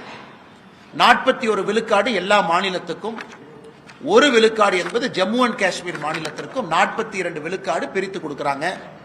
இந்த 16வது பினான்ஸ் கமிஷன்லையும் அதே 42 விழுக்காடு மெயின்டைன் பண்ணியிருக்கிறாங்க. 41 விழுக்காடு மாநிலத்துக்கெல்லாம், 1 விழுக்காடு ஜம்மு அண்ட் காஷ்மீர். அதுல மிக முக்கியமாக எப்படி அந்த பணத்தை பிரிச்சு கொடுக்கிறோம் அப்படிங்கிற ஃபார்முலால ஒரு மாற்றத்தை கொண்டு வந்திருக்கின்றார்கள். ரொம்ப காலமா தமிழ்நாட்டில் நம்ம எல்லோரும் கேட்டுக்கொண்டிருக்கின்றோம், ஒரு மக்கள் தொகையை அடிப்படையா வச்சு நீங்க கொடுத்தாலும் கூட தமிழ்நாடு போன்ற ஆரோக்கியமான மாநிலத்தில், அதிக வரி கட்டக்கூடிய மாநிலத்தில், இந்த நாட்டினுடைய வளர்ச்சிக்கு அதிகமா பங்கெடுக்கக்கூடிய ஒரு மாநிலத்திற்கு மரியாதை கொடுத்து அந்த பினான்ஸ் கமிஷனுடைய ஃபார்முலா அதை ரிஃப்ளெக்ட் பண்ணணும்னு நம்ம ரொம்ப நாளா கேட்டுக்கிட்டு இருந்தோம். இன்னைக்கு அந்த பினான்ஸ் கமிஷனுடைய குழு நமக்கு அங்கீகாரம் கொடுத்திருக்கிறாங்க. சோ இதற்கு முன்பு இருக்கக்கூடிய finance commission, 15th finance commission எடுத்துக்கிட்டீங்கன்னா, மக்கள் தொகை 1971, 2011 2 மக்கள் தொகை சென்சஸ் இருக்கு. அது 15th பினான்ஸ் கமிஷன்ல இருந்து 71 மக்கள் தொகை அவங்க விட்டுட்டாங்க. 2011க்கு மட்டும் வந்திருக்கிறாங்க. அது அட்வான்டேஜ் ஃபார் தமிழ்நாடு. 15 விழுக்காடு மக்கள் தொகைக்கும், ஒரு மாநிலத்தினுடைய ஏரியா எந்த அளவுக்கு விஸ்தாரம் நமக்கு இருக்கு, ஜியோகிராபிக்கல் ஏரியா, அதற்கு 15 விழுக்காடு. குறிப்பாக ஒரு மாநிலத்தினுடைய ஆவரேஜ் ஜிஎஸ்டிபி, ஒரு மாநிலத்தினுடைய ஒரு வருமானம் என்பது எந்த அளவுக்கு பகிர்ந்து இருக்கிறாங்க, பணக்காரங்களுக்கும் ஏழைக்கும் இருக்கக்கூடிய வித்தியாசம், அதற்கு 45 விழுக்காடு முக்கியத்துவமும், ஒரு மாநிலத்தில் எந்த அளவுக்கு ஃபாரஸ்ட் கவர் இருக்கு, எந்த அளவுக்கு இயற்கையை நாம் பாதுகாக்கின்றோம், அதற்கு 10%, டோட்டல் ஃபர்டிலிட்டி ரேட், நான் சொல்வது இதற்கு முன்பைய பினான்ஸ் கமிஷன், அதுக்கு 12.5, டாக்ஸ் பிஸ்கல் எஃபர்ட், எந்த அளவுக்கு நாம டாக்ஸ் கட்டுறோம் 2.5. இன்னைக்கு அது முழுவதுமாக மாறி மக்கள் தொகைக்கு இந்த 16 பினான்ஸ் கமிஷன்ல மக்கள் தொகைக்கு 17.5 விழுக்காடு. டெமோகிராபிக் பெர்ஃபார்மன்ஸ், அதாவது எந்த அளவுக்கு நாம மக்கள் தொகையை கட்டுப்படுத்தி இருக்கின்றோம், எந்த அளவுக்கு நாம டோட்டல் ஃபர்டிலிட்டி ரேட்டை 2.1 பக்கம் மெயின்டைன் பண்றோம், அதற்கு 10%, ஒரு விஸ்தாரம் ஏரியாவுக்கு 10%, இயற்கை வளம் அதற்கு 10%, பெர் கேபிட்டா ஜிஎஸ்டிபி டிஸ்டன்ஸ், பணக்காரங்களுக்கும் ஏழைக்கு இருக்கக்கூடிய வித்தியாசம் 42.5%. மிக முக்கியமாக நாட்டினுடைய வளர்ச்சிக்கு ஒரு மாநிலம் எவ்வளவு கான்ட்ரிபியூட் பண்றாங்க, அது 10% கொடுத்து இந்த 100% ஃபார்முலாவை ரிலீஸ் பண்ணியிருக்கிறாங்க. அதனாலதான் எதிர்க்கட்சி நண்பர்கள், நானும் 2 நாட்களாக பார்க்கின்றோம், பாரதிய ஜனதா கட்சியின் சார்பாக சொல்ல வேண்டும் என்றால், யாரும் கூட இந்த 16வது பினான்ஸ் கமிஷனை பத்தி யாரும் கூட ஒரு குற்றமோ குறையோ குறைபாடோ சொல்லும் இல்லாத அளவுக்கு எல்லோருமே ஏற்றிருக்கிறாங்க. இதுல குறிப்பா பார்க்கணும்னா உத்தரவை மத்திய நிதி அமைச்சர் அவர்கள் நாட்டு மக்கள் முன்பு தாக்கல் செய்திருக்கின்றார்கள். தொழில்துறை மக்கள், சாதாரண மக்கள், மாத சம்பளம் வாங்குபவர்கள், வருமானம் வரி கட்டுபவர்கள், விவசாய பெருமக்கள், அனைத்து தரப்பு மக்களும் கூட இந்த பட்ஜெட்டை வரவேற்றிருக்கின்றார்கள். அதை பற்றி சுருக்கமாக அடுத்த ஒரு 10-15 நிமிடத்தில் இந்த பட்ஜெட்டினுடைய முக்கிய அம்சங்கள் என்ன, நாட்டினுடைய வளர்ச்சி எப்படி அடுத்த 25 ஆண்டுகளுக்கு திட்டமிட்டு கொடுத்திருக்கின்றார்கள் என்பதை நாம் பார்ப்போம். இந்தியா நம்ம எல்லோருக்கும் கூட தெரியும், கடந்த ஒரு 10 ஆண்டுகளாக, குறிப்பாக கடந்த ஒரு 3 ஆண்டுகளாக உலகத்தினுடைய வேகமாக வளரக்கூடிய பொருளாதார நாடாக மாறியிருக்கின்றோம். 7% மேல நம்முடைய வளர்ச்சி இருக்கிறது. இந்த ஆண்டு, குறிப்பாக இந்த அடுத்த 3 மாத காலம் அது 8% எட்டும் என்ற நம்பிக்கையை எக்கனாமிக் சர்வே பட்ஜெட்ல நாம் பார்த்திருக்கின்றோம். இன்னைக்கு நம்முடைய முக்கியமான நோக்கம், நிதியமைச்சர் அவர்கள் சொன்னது போல, ஒன்று இந்த நாட்டினுடைய வளர்ச்சியை தக்க வைப்பது மட்டுமல்ல, வேகப்படுத்த வேண்டும். அதே நேரத்தில் கர்த்தவியா என்கின்ற வார்த்தையை பயன்படுத்தி இருக்கின்றார்கள். 3 கடமை. என்ன கடமையை செய்யணும்னா, முதல் கடமை என்பது நாட்டினுடைய வளர்ச்சி இன்னும் வேகமா இருக்கணும். இரண்டாவது, அந்த வளர்ச்சி என்பது எல்லா தரப்பட்ட மக்களுக்கும் வந்து சேர வேண்டும். மூன்றாவது, நாட்டு மக்களும் அந்த வளர்ச்சியில பங்கெடுப்பதற்கு அவர்களுக்கு தேவையான ஊக்கத்தை கொடுக்க வேண்டும். இந்த 3ஐயும் மையப்படுத்தியும் இந்த பட்ஜெட் இருக்கிறது. 53,50,000 கோடி ரூபாய் இருக்கக்கூடிய மொத்த பட்ஜெட் இது. 53 lakh crore பட்ஜெட் இது. ஒரு ஆண்டும் கூட நாம் பார்த்து கொண்டிருக்கின்றோம், பட்ஜெட்டும் பெரிதாகி கொண்டிருக்கிறது. துறை ரீதியாக பார்க்க வேண்டும் என்றால், நம்முடைய பாதுகாப்பு துறைக்கு 42% அதிகப்படுத்தி இருக்கின்றார்கள். பாதுகாப்புத்துறை போன ஆண்டு ரிவைஸ்ட் எஸ்டிமேட், அதாவது பட்ஜெட் போட்ட பிறகு எவ்வளவு பணம் செலவு பண்ணியிருக்காங்க அப்படிங்கிறத நம்ம ரிவைஸ்ட் எஸ்டிமேட் என்று சொல்லுவோம். அதுவும் பாராளுமன்றத்தின் முன்பு வைப்பார்கள். பாதுகாப்புத்துறை மினிஸ்ட்ரி ஆஃப் டிஃபென்ஸ்க்கு 5,53,688 கோடி ரூபாய் இருந்தது. இந்த பட்ஜெட்ல நம்ம நிதியமைச்சர் அவர்கள் 7,84,000 கோடி ரூபாய் கொடுத்திருக்கிறாங்க. அப்படின்னா 42% வளர்ச்சி. அதிலும் குறிப்பாக பாதுகாப்புத்துறையினுடைய உள்கட்டமைப்புக்கு 15% வளர்ச்சி. அதையும் அவர்கள் குறிப்பிட்டிருந்தார்கள். காரணம், ஆபரேஷன் சிந்தூர் இப்பதான் நடந்து முடிந்திருக்கிறது. ஒரு பக்கம் சைனா, பாகிஸ்தான், பக்கத்தில் இருக்கக்கூடிய நாடுகள் எல்லாமே தன்னுடைய ராணுவ உற்பத்தியை பெருக்கிக் கொண்டிருக்கின்றார்கள். நிறைய முக்கியமான ராணுவ தளவாடங்களை வாங்கிட்டு இருக்கிறாங்க. அதனால் எப்பொழுதும் இல்லாத அளவுக்கு சரித்திர அளவில் பாதுகாப்புத்துறைக்கு 42% உயர்த்தியிருக்கின்றார்கள். அதே போல ரோட் டிரான்ஸ்போர்ட் அண்ட் ஹைவேஸ் 8% உயர்வு, ரயில்வேஸுக்கு 10% உயர்வு, கல்வி 14% உயர்வு, சுகாதாரத்துறை ஹெல்த் அண்ட் ஃபேமிலி வெல்ஃபேர் 9% உயர்வு, ஹவுசிங் அண்ட் அர்பன் அஃபேர்ஸ் 50% உயர்வு, நியூ அண்ட் ரெனியூபிள் எனர்ஜி 30% உயர்வு, லேபர் அண்ட் எம்ப்ளாய்மெண்ட் 157% உயர்வு, மினிஸ்ட்ரி ஆஃப் பவர் எரிசக்தி 39% உயர்வு, உமன் அண்ட் சைல்டு டெவலப்மெண்ட் 16% உயர்வு. எந்த அடிப்படையில் பார்த்தாலும் கூட உள்கட்டமைப்புக்கு அதிக முக்கியத்துவம் கொடுத்திருக்கக்கூடிய பட்ஜெட்டாக இருக்கிறது. 12,20,000 கோடி ரூபாய் உள்கட்டமைப்புக்கு நம்முடைய நிதியமைச்சர் அவர்கள் ஒதுக்கி இருக்கின்றார்கள். இந்த உள்கட்டமைப்புக்கு ஒதுக்கக்கூடிய நிதி என்பது ரொம்ப முக்கியமானது. தமிழகத்தில் இருக்கக்கூடிய பட்ஜெட்டையும் நம்ம பார்க்கிறோம். குறிப்பாக திராவிட முன்னேற்ற கழகத்தினுடைய அரசு அது 4 லட்சம் கோடி ரூபாய் பட்ஜெட்டாக இருந்தாலும் கூட செலவினங்கள் அதிகமாகவும் கடனை கட்டுவதற்கு நாம் கொடுக்கக்கூடிய வட்டி அதிகமாகவும் இருக்கக்கூடிய பட்ஜெட்டாகத்தான் இருக்கு. அதில் குறிப்பாக கேபிட்டல் எக்ஸ்பெண்டிச்சர், உள்கட்டமைப்பு, வரக்கூடிய சந்ததிகளுக்கு நம்ம ரோடு கட்டக்கூடிய பில்டிங், போர்ட், ஏர்போர்ட், அது கொடுக்கக்கூடிய பணம் எப்பொழுதுமே குறைவு தான் தமிழ்நாடு அரசனுடைய பட்ஜெட்டை பொறுத்த வரைக்கும். இன்னைக்கு மத்திய அரசு ஒரு ஆண்டும் கூட அதை உயர்த்திக்கிட்டே போறாங்க. போன ஆண்டு 11 லட்சம் கோடியாக இருந்தது. இந்த ஆண்டு 12,20,000 கோடி ரூபாயாக இந்த உள்கட்டமைப்புக்கான நிதியை ஒதுக்கி இருக்கின்றார்கள்.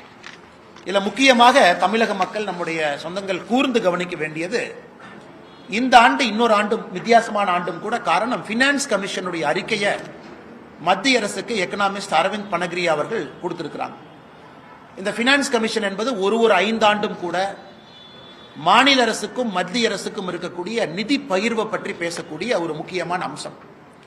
ஸோ இன்னைக்கு நம்முடைய பாராளுமன்றத்தின் முன்பு பிப்ரவரி 1ஆம் தேதி வைக்கப்பட்டிருக்கக்கூடிய பினான்ஸ் கமிஷனுடைய அறிக்கை என்பது அடுத்த 5 ஆண்டு காலம் மத்திய அரசுக்கும் மாநில அரசுக்கும் இருக்கக்கூடிய நிதி பகிர்வை பற்றி பேசக்கூடிய அறிக்கை. அரவிந்த் பனகிரியா அவருடைய குழு அளித்திருக்கக்கூடிய 16வது பினான்ஸ் கமிஷனுடைய அறிக்கையை மத்திய அரசு முழுமையாக ஏற்றுக்கொண்டிருக்கின்றார்கள். அதையும் கூட பிப்ரவரி 1ஆம் தேதி பாராளுமன்றத்தில் நிதியமைச்சர் அவர்கள் தெரிவித்திருக்கின்றார்.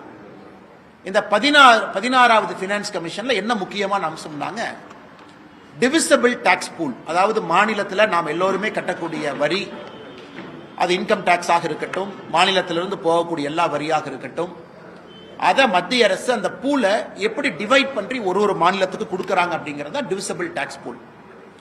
மோடி ஐயா அவர்கள் ஆட்சிக்கு வருவதற்கு முன்பு 2014க்கு முன்பு அந்த நிதி பகிர்வு என்பது 32 விழுக்காடு இருந்துச்சு. அந்த டிவிசபிள் டாக்ஸ் பூல்ல 32% என்பது எல்லா மாநிலத்துக்கும் பிரிச்சு கொடுப்பாங்க. அது மோடி ஐயா அவர்கள் வந்த பிறகு 15th finance commission, 14th finance commission, 15th finance commission, 2 கமிஷன்லும் கூட கடந்த 10 ஆண்டு காலமாக அது 41+1 42 விழுக்காடாக உயர்ந்திருக்கிறது. 41 விழுக்காடு எல்லா மாநிலத்துக்கும், 1 விழுக்காடு என்பது ஜம்மு அண்ட் காஷ்மீர் மாநிலத்திற்கும் 42 விழுக்காடு பிரித்து கொடுக்கறாங்க. இந்த 16வது பினான்ஸ் கமிஷன்லயும் அதே 42 விழுக்காடு மெயின்டைன் பண்ணியிருக்கிறாங்க. 41 விழுக்காடு மாநிலத்துக்கெல்லாம், 1 விழுக்காடு ஜம்மு அண்ட் காஷ்மீர். அதுல மிக முக்கியமாக எப்படி அந்த பணத்தை பிரிச்சு கொடுக்கிறோம் அப்படிங்கிற ஃபார்முலால ஒரு மாற்றத்தை கொண்டு வந்திருக்கின்றார்கள்.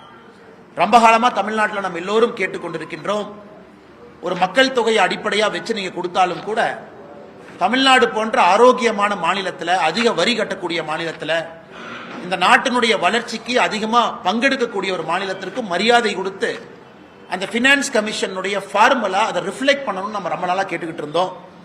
இன்னைக்கு அந்த பினான்ஸ் கமிஷனுடைய குழு நமக்கு அங்கீகாரம் கொடுத்திருக்கிறாங்க. ஸோ இதற்கு முன்பு இருக்கக்கூடிய finance commission, 15th finance commission எடுத்துக்கிட்டீங்கன்னா, மக்கள் தொகை 1971, 2011 2 மக்கள் தொகை சென்சஸ் இருக்கு. அது 15th ஃபினான்ஸ் கமிஷன்ல இருந்து 71 மக்கள் தொகை அவங்க விட்டுட்டாங்க. 2011க்கு மட்டும் வந்திருக்கிறாங்க. அது அட்வான்டேஜ் ஃபார் தமிழ்நாடு. 15 விழுக்காடு மக்கள் தொகைக்கும், ஒரு மாநிலத்தினுடைய ஏரியா எந்த அளவுக்கு விஸ்தாரம் நமக்கு இருக்கு, ஜியோகிராபிக்கல் ஏரியா, அதற்கு 15 விழுக்காடு.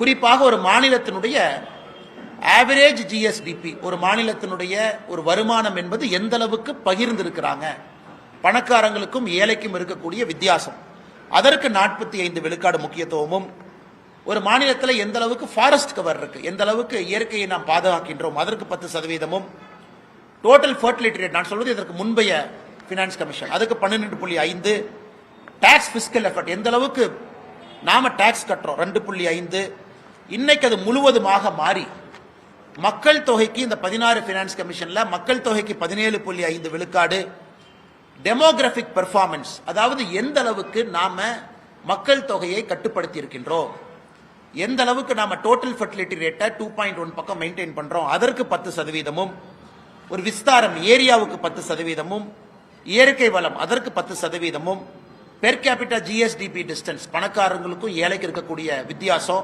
42.5%, மிக முக்கியமாக நாட்டினுடைய வளர்ச்சிக்கு ஒரு மாநிலம் எவ்வளவு கான்ட்ரிபியூட் பண்றாங்க அது 10% கொடுத்து இந்த 100% ஃபார்முலாவை ரிலீஸ் பண்ணியிருக்கிறாங்க. அதனாலதான் எதிர்க்கட்சி நண்பர்கள் நானும் 2 நாட்களாக பார்க்கின்றோம், பாரதிய ஜனதா கட்சியின் சார்பாக சொல்ல வேண்டும் என்றால் யாரும் கூட இந்த 16வது ஃபினான்ஸ் கமிஷனை பத்தி யாரும் கூட ஒரு குற்றமோ குறையோ குறைபாடோ சொல்லும் இல்லாத அளவுக்கு எல்லோருமே ஏற்றிருக்கிறாங்க. இதுல குறிப்பா பார்க்கணும்னா உத்தரப்பிரதேசம், ராஜஸ்தான் அவர்களுக்கு வரக்கூடிய ஃபார்முலா படி குறைஞ்சிருக்கு. சதர்ன் ஸ்டேட் தென் மாநிலங்கள் நம்ம எல்லோருக்குமே இந்த புது ஃபார்முலா படி நாம ஏறி இருக்கு, நிதி பகிர்வு என்பது ஏறி இருக்கு. இதை நாம் எல்லோரும் கூட வரவேற்க வேண்டிய ஒரு விஷயம். அதனால்தான் நிதி அமைச்சர் அவர்கள் நேற்று பட்ஜெட்ல எல்லா மாநிலக்கும் கொடுக்கக்கூடிய உடனடி நிதி பகிர்வாக அர்பன் லோக்கல் பாடி, பஞ்சாயத்து, மாநில அரசுக்கு வரக்கூடிய நிதி பகிர்வு 1,24,000 கோடி உடனடியாக இந்த பட்ஜெட்ல அவங்க ரிலீஸ் பண்ணியிருக்கிறாங்க. அதை தாண்டி அன்பு சொந்தங்களே, ஒரு பட்ஜெட் நாம ரிலீஸ் பண்ண பிறகு அதை எதிர்க்கட்சி நண்பர்கள் குற்றம் சாட்டுவது வாடிக்கை தான், அது புதுசு ஒன்றும் கிடையாது. அதே போல வழக்கமாக நம்முடைய முதலமைச்சர் ஐயா ஸ்டாலின் அவர்கள், காங்கிரஸ் கட்சியினர், ஐயா வைகோ அவர்கள் எல்லோருமே குற்றம் சுமத்தி இருக்கிறாங்க. அந்த குற்றத்தில் எந்த அளவுக்கு ஆதாரபூர்வமான உண்மை இருக்கு அப்படிங்கிறது இந்த நேரத்தில் பார்ப்போம். இன்னைக்கு இந்த பட்ஜெட்டை பொறுத்த வரைக்கும் நிர்மலா சீதாராமன் அவர்கள் 7 ஃப்ரான்டியர் ஸ்ட்ராட்டஜிக் செக்டருக்கு முக்கியத்துவம் கொடுத்திருக்கிறாங்க. 7 முக்கியமான விஷயத்துக்கு, முக்கியமான அம்சத்துக்கு அவங்க உடனடியாக அதற்கு ஒரு இம்பெட்டஸ், ஒரு புஷ் கொடுத்திருக்கிறாங்க. அடுத்து வரக்கூடிய 20 ஆண்டுகளுக்கு இது சிறப்பாக இருக்க வேண்டும் என்று. அதன்படி நாம பார்க்கிறோம் அப்படின்னா தமிழ்நாட்டை பொறுத்தவரை நமக்கு கொடுத்திருக்கக்கூடிய ஸ்ட்ராட்டஜிக் செக்டர்ஸ் என்ன முக்கியமான செக்டருக்கு நமக்கு அனுகூலம் இருக்கும். முதல் முக்கியத்துவம் எது கொடுத்திருக்காங்கன்னா பயோ ஃபார்மா கொடுத்திருக்கிறாங்க. இன்னைக்கு நாம வால்யூம்ல இருந்து வேல்யூக்கு போகணும் அப்படிங்கறதுக்காக நாம் இன்னைக்கு உலகத்தினுடைய ஜெனரிக் மெடிசனுடைய தலைநகரமா இருக்கிறோம்.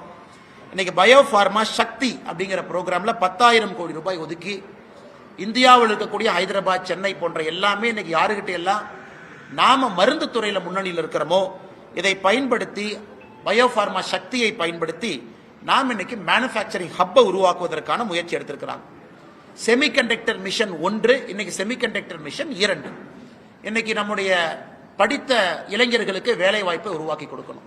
செமிகண்டக்டர் மிஷனுக்கு 40,000 கோடி ரூபாய் கொடுத்திருக்கிறாங்க. நம்ம வெறும் ஃபேப்ரிகேஷன் மட்டும் இல்ல, முழு இந்தியன் புரோட்டோகால் கம்ப்ளீட் ஸ்டாக் நம்ம பில்ட் பண்ண போறோம். அதற்கான மிஷின், அதற்கான உற்பத்தி, இதற்கு ஒரு இம்பார்ட்டன்ஸ் கொடுத்திருக்கிறாங்க 40,000 கோடி ரூபாய். Electronic component manufacturing scheme ECMS, எப்படி PLI ப்ரொடக்ஷன் லிங்க்ட் இன்சென்டிவ்ல தமிழ்நாடு முதல் மாநிலமா இந்தியாவில் இருக்கும். ஆப்பிள் போன்ற பெரிய பெரிய நிறுவனங்கள் தமிழ்நாட்டுக்கு PIL மூலமா வந்திருக்கிறாங்க, PLI மூலமா. இன்னைக்கு இந்த ECMS மூலமா அதற்கும் அடுத்து வரக்கூடிய எலக்ட்ரானிக்ஸ் கம்பெனியும் தமிழ்நாட்டை நோக்கி வரப்போறாங்க. அதற்கு 40,000 கோடி ரூபாய் ஒதுக்கி இருக்கிறாங்க. ரேர் எர்த் மேக்னெட் இன்னைக்கு சைனா கண்ட்ரோல் பண்றாங்க. நம்ம ஓட்டக்கூடிய கார்ல இருந்து எல்லாத்துக்குமே இன்னைக்கு ரேர் எர்த் மேக்னெட்ஸ் வேணும். மொத்தமா ரேர் எர்த் என்று சொல்றோம்னா அரிதாக கிடைக்கக்கூடிய சில பொருட்கள், அதை light rare earth, heavy rare எர்த்னு சொல்றாங்க. தமிழ்நாடு, ஆந்திரா, ஒரிசா இந்த 3 மாநிலங்கள், கர்நாடகா இந்த 4 மாநிலங்கள் இன்னைக்கு இந்தியாவில் அதிகமாக ரேர் எர்த் மினரல்ஸ் வைத்திருக்கக்கூடிய மாநிலமா இருக்கிறோம். நமக்கு செப்பரேட்டா ஒரு காரிடார் அமைச்சு கொடுத்திருக்கிறாங்க. இதுல rare earth corridor, promotion, production எல்லாமே அதிகமா செய்ய வேண்டும் என்று. கெமிக்கல் கூட நம்ம இம்போர்ட் தான் அதிகமா பண்றோம். அதற்காக ஒரு முக்கியத்துவம் கெமிக்கலுக்கு கொடுத்திருக்கிறாங்க. Chemical park, dedicated chemical park 3 park announce பண்ணியிருக்கிறாங்க. எந்த மாநிலம் என்று சொல்லவில்லை, தமிழகம் போட்டி போட்டு நாம் அதை வாங்கணும். Tool room, equipment manufacturing, container இதையெல்லாம் உருவாக்குவதற்காக 10,000 கோடி ரூபாய் கொடுத்திருக்கிறாங்க. டெக்ஸ்டைல் அடுத்த கட்டம் செல்வதற்காக மெகா டெக்ஸ்டைல் பார்க், சம்ரத் 2.0 இதுவும் தமிழ்நாட்டுக்கு பயன்படும். மிக முக்கியமாக MSME கோயம்புத்தூர்ல நம்ம இருக்கிறோம். இன்னைக்கு சிறு குறு நிறுவனங்கள் வளர்ப்பதற்கு ஒரு பக்கம் நம்ம இத்தனை காலமா கடன் கொடுத்துட்டு இருக்கோம். அவங்களுக்கு கடன் வருது, அதை அவங்க வாங்குறாங்க, பயன்படுறாங்க. இன்னைக்கு அவங்களுடைய மூலதனம் கேபிட்டல் ஈக்விட்டி அதற்கு கொடுப்பதற்காக இந்த பட்ஜெட்ல முதலாக அதற்கு ஒரு 10,000 கோடி ரூபாய் ஒதுக்கி இருக்கிறாங்க. இப்ப ஒரு நிறுவனம் ஆரம்பிக்கணும், மூலதனத்திலேயே அரசு பங்கெடுப்பதற்காக ஈக்விட்டி இன்ஃபியூஷன் 10,000 கோடி. அதே போல மைக்ரோ என்டர்பிரைஸ்க்கு மட்டும், மைக்ரோ மீடியம் அப்படின்னு நம்ம சொல்றோம், மைக்ரோ என்டர்பிரைஸ்க்கு மட்டும் 2,000 கோடி ரூபாய் ஒதுக்கி இருக்கிறாங்க. இது முக்கியமா கொடுத்திருக்கக்கூடிய த்ரஸ்ட். இது நாம் எல்லோரும் புரிந்து கொள்ள வேண்டும். இதை தமிழ்நாடு முழுமையாக இதை பயன்படுத்தி அடுத்த கட்ட இளைஞர்களுக்கான வேலை வாய்ப்பை இது மூலமாக மட்டும்தான் உருவாக்க முடியும். Electronic component manufacturing scheme, rare earth scheme, chemical, textile park, இதையெல்லாம் நம்ம செய்யணும். குறிப்பா இந்த பகுதியில் இருக்கக்கூடிய விவசாய பெருமக்களுக்கு கோகனட் ப்ரொமோஷன் ஸ்கீம் அறிவிச்சிருக்கிறாங்க. இன்னைக்கு எல்லா தென்னை மரங்களுமே 30-40 ஆண்டுகள் தாண்டி இருக்கிறது, நோய்கள் வர ஆரம்பிச்சிருக்கு. இன்னைக்கு புதிதாக அவர்கள் தேங்காய் கன்று நடுவதற்கு 1 கோடி விவசாயிகள், அந்த இருக்கக்கூடிய தென்னை மரத்தினுடைய உற்பத்தியை பெருக்குவதற்கு அல்லது புதிய தென்னங்கன்றை வாங்குவதற்கு 1 கோடி விவசாயிகளுக்கு இன்னைக்கு நம்ம கோகனட் ப்ரொமோஷன் ஸ்கீமை நாம் அறிவிச்சிருக்கிறோம். அதே போல நம்முடைய பொள்ளாச்சி பகுதியில் கொக்கோ, நம்முடைய கடலூர் பகுதியில் முந்திரி, இதையெல்லாம் 2030க்குள்ள இந்தியாவில் இந்தியன் கொக்கோ, இந்தியன் கேஷ்யூ, இதை பிராண்டிங்காக அதுக்கு ஒரு ஸ்கீம் அனௌன்ஸ் பண்ணியிருக்கிறாங்க. இதையெல்லாம் கூட நம்ம நிச்சயமா வரவேற்கணும். அதே நேரத்தில் மகளிர் சுயஉதவி குழு தமிழ்நாட்டில் அதிகமாக இருக்கிறோம். இன்னைக்கு மகளிர் சுயஉதவி குழுவை பொறுத்தவரை அவங்க சொந்தமா கடை வைக்கணும், குழுவாக சேர்ந்து ஷீ மார்ட் என்கின்ற பேரில் அவங்க ஒரு கடை ஆரம்பிச்சு அதன் மூலமா நீங்களும் நானும் போய் மகளிர் சுயஉதவி குழு பொருளை வாங்குவதற்காக ஷீ மார்ட் அப்படிங்கிற ஒரு புதிய ஒரு திட்டத்தையும் கூட கொண்டு வந்திருக்கிறாங்க. ஸ்டெம் இன்ஸ்டிடியூட்ஸ், ஒரு மாவட்டத்திற்கு ஒரு கேர்ள்ஸ் ஹாஸ்டல். தமிழ்நாட்டில் நமக்கு தெரியும், திராவிட முன்னேற்ற கழகம் நம்ம கேர்ள்ஸ் ஹாஸ்டல் ஆரம்பிச்சிட்டோம்னு சொல்லிட்டு இருக்கிறாங்க. அது நம்ம பத்திரிகை நண்பர்களுக்கு தெரியும். அதற்கான நிதி யாரு கொடுக்குறாங்க, அதான் அதில் ஆச்சரியம். தமிழ்நாட்டில் திராவிட முன்னேற்ற கழகம் ஆரம்பித்து விளம்பரப்படுத்தக்கூடிய கேர்ள்ஸ் ஹாஸ்டலுக்கான நிதியும் மத்திய அரசு தான் கொடுக்குறாங்க. அதனால இன்னைக்கு அந்த கேர்ள்ஸ் ஹாஸ்டல் இன்னைக்கு இந்தியா முழுவதுமே ஒரு மாவட்டத்திற்கு, குறிப்பா ஸ்டெம் இன்ஸ்டிடியூட்டுக்கு ஒரு கேர்ள்ஸ் ஹாஸ்டலுக்கு கொண்டு போறாங்க. அது ரொம்ப முக்கியமான ஒரு விஷயம். இத்தனை செய்தும் கூட நேற்று நம்முடைய வைகோ அவர்கள் கோயம்புத்தூர் ஏர்போர்ட்ல ஒரு பேட்டி கொடுத்திருந்தாங்க. ஐயா அவர்கள் இவங்க காத்துல கோட்டை கட்டி கொண்டிருக்கின்றார்கள், எப்படி இந்தியாவுடைய வளர்ச்சியை பெருக்குவாங்க, எப்படி இந்த நாடு அடுத்த கட்டம் போகும்னு கேட்டிருந்தாங்க. இன்னைக்கு நாம் இவ்வளவு செய்தும் கூட 53 லட்சம் கோடி ரூபாய்க்கு ஒரு பட்ஜெட் போட்டும் கூட நம்முடைய டெப்ட் ஜிடிபி ரேஷியோ, அதாவது நம்முடைய கடனும் நம்முடைய ஜிடிபிக்கு இருக்கக்கூடிய ரேஷியோ 55 விழுக்காடுல இருக்கு. இது ஒரு ஆரோக்கியமான விழுக்காடு. அதே போல நம்முடைய பிஸ்கல் டெபிசிட், வரவுக்கும் செலவுக்கும் இருக்கக்கூடிய அந்த கேப், பிஸ்கல் டெபிசிட்டும் 4.3% இருக்கு. இவ்வளவு செய்தும் கூட ஒரு ஆரோக்கியமான ஒரு சூழ்நிலையை நாம உருவாக்கி இருக்கிறோம். இது எல்லாம் கூட நம்ம நிச்சயமாக மத்திய அரசு, அம்மையார் நிர்மலா சீதாராமன் அவர்கள் இந்த நேரத்தில் அவர் கொடுத்திருக்கக்கூடிய பட்ஜெட்டை நாம் பாராட்டி வரவேற்கின்றோம். காரணம், எல்லா தரப்பட்ட மனிதர்களுக்கும் இது ஒரு ஆரோக்கியமான பட்ஜெட். விவசாய பெருமக்களாக இருக்கட்டும், கோயம்புத்தூர் போன்ற மாநகரம், மதுரை போன்ற மாநகரம், தூத்துக்குடி போன்ற நகரத்தில் இருக்கக்கூடிய சிறு குறு தொழில் நிறுவனங்களாக இருக்கட்டும், அடுத்த கட்டம் செல்வதற்காக இருக்கட்டும், இது வரவேற்க வேண்டிய பட்ஜெட். ஆதிச்சநல்லூர் அடுத்த மிக முக்கியமாக இந்தியாவில் 15 ஆர்கியாலஜிக்கல் சைட், அதாவது பழம்பெரும் நம்முடைய தொல்பொருள் இருக்கக்கூடிய பகுதி, அதை டெவலப் பண்ணி ஒரு எக்ஸ்பீரியன்ஷியல் கல்ச்சரல் சென்டரா, ஒரு லேசர் ஷோ, ஒரு நல்ல மியூசியம், நிறைய குழந்தைகள் நம்முடைய பாரம்பரியத்தை பற்றி கற்றுக்கொள்வதற்காக அதற்கு ஒரு பெரிய நிதியை ஒதுக்கி இருக்கிறாங்க. Immersive story telling facility. ஏன்னா இன்னைக்கு நீங்க பாத்தீங்கன்னா தமிழ்நாட்டில் நம்முடைய சொந்தங்கள் யாராவது கலைஞர் ஐயாவுடைய மியூசியம் சென்னையில் இருக்கு, அது போய் பார்த்தீங்கன்னா ஒரு சிறந்த மியூசியம், ஒரு state of the art, 4D 5D. ஆனா தன்னுடைய தந்தையார் அவர்களுக்கு நம்முடைய முதலமைச்சர் அவர்கள் அவ்வளவு நிதி போட்டு ஒரு கலைஞர் மியூசியத்தை அடுத்த கட்டத்துக்கு எடுத்துட்டு போயிருக்காங்க. நாங்க வரவேற்கிறோம். தமிழ்நாட்டினுடைய முதலமைச்சர் எல்லாம் போய் பார்க்கணும், என்ன செஞ்சிருக்காருன்னு பார்க்கணும். ஆனா மற்ற இடத்துக்கு அதை கொண்டு போகல. இன்னைக்கு மத்திய அரசு ஆதிச்சநல்லூருக்கு நம்ம அதை கொண்டு வர்றோம். அதே போல state of the art museum நம்ம கொண்டு வர்றோம். அது நிச்சயமாக பல பேர்த்துக்கு பயன் பெறும். அன்பு சொந்தங்களே, இதையெல்லாம் தாண்டி ரயில்வே துறையை பொறுத்தவரை மிக முக்கியமாக 2-3 விஷயங்கள் உங்களுக்கு சொல்லணும். 2026-27 ஒரு சரித்திர ஆண்டு ரயில்வேயை பொறுத்த வரைக்கும் தமிழ்நாட்டுக்கு 7611 கோடி ரூபாய் ஒதுக்கி இருக்கிறாங்க. இதை ஒரு பெர்ஸ்பெக்டிவ்ல, ஒரு உதாரணத்துக்கு சொல்லணும்னா, யூபி அரசு காங்கிரஸ் ஆட்சியினுடைய கடைசி பட்ஜெட் அவங்க போட்டப்ப தமிழகத்திற்கு மொத்தமா 2009 14 வரை கடந்த 5 ஆண்டுகள் அவங்களுடைய கடைசி 5 ஆண்டுகள் 879 கோடி கொடுத்திருந்தாங்க. ஆனா இந்த ஒரு ஆண்டுல மட்டும் ரயில்வே பட்ஜெட் 7611 கோடி. இன்னைக்கு தமிழ்நாட்டில் எவ்வளவு ரயில்வே வேலைகள் நடந்து கொண்டிருக்குன்னு கேட்டீங்கன்னா 35,701 கோடி ரூபாய் வருமானமான வேலைகள் நடந்து கொண்டிருக்கிறது. 77 ஸ்டேஷன் அமிர்த் ஸ்டேஷனாக இன்னைக்கு டெவலப்மெண்ட் போயிட்டு இருக்கு. அதுக்கு 3147 கோடி ரூபாய். 18 ரயில்வே ஸ்டேஷனை முழுமையாக நம்ம வேலையை முடிச்சிருக்கோம். சிதம்பரம், மன்னார்குடி, போலூர், மணப்பாறை, சின்ன சேலம் வரைக்கும். பொள்ளாச்சி ஜங்ஷன் ஃபேஸ் 2 வேலைகள் நடந்து கொண்டிருக்கிறது. வந்தே பாரத் தமிழ்நாட்டில் 9 பேர் வந்தே பாரத்தினுடைய சர்வீஸ் இருக்கு. அமிர்த் பாரத் 9 பேர் இருக்கு. இன்னைக்கு அடுத்த கட்டம் ரயில்வே எடுத்துட்டு போயிருக்கிறாங்க. 16 லட்சம் கோடி ரூபாய் ஒதுக்கி இருக்கிறாங்க. ஹை ஸ்பீட் ரயில் நெட்வொர்க் 16 லட்சம் கோடி. இன்னைக்கு நாம வேறு வேறு யூரோப்பிய நாடுகளுக்கெல்லாம் போறோம். அதிகமா மக்கள் மிக வேகமாக ரயில்வே செய்கையில போறாங்க. எப்படி ரயில்வேயை மாடர்னைஸ் பண்ணி அதை எலக்ட்ரிபிகேஷன் பண்ணி அப்புறம் நாம வந்தே பாரத் அமிர்த் பாரத் கொண்டு வந்து இன்னைக்கு அடுத்த கட்டத்தை நோக்கி இந்தியா நகருது. 16 லட்சம் கோடி ரூபாய் இந்தியா முழுவதும் ஒதுக்கி அதுல குறிப்பாக 2 லைன் நமக்கு ஹை ஸ்பீட் நெட்வொர்க் கிடைக்குது. சென்னை டு பெங்களூர் ஒரு லைன், சென்னை டு ஹைதராபாத் ஒரு லைன். சென்னை பெங்களூர் இந்த ஹை ஸ்பீட் நெட்வொர்க் வந்த பிறகு 1 மணி நேரம் 13 நிமிஷத்துல சென்னையிலிருந்து பெங்களூருக்கு நம்மால் இந்த ட்ரெயின்ல போக முடியும். ஸ்பீடு கிட்டத்தட்ட 300 கிலோமீட்டர் தாண்டி 320 கிலோமீட்டர் தாண்டி பெர் ஹவர் இந்த ஸ்பீடு இருக்கும்.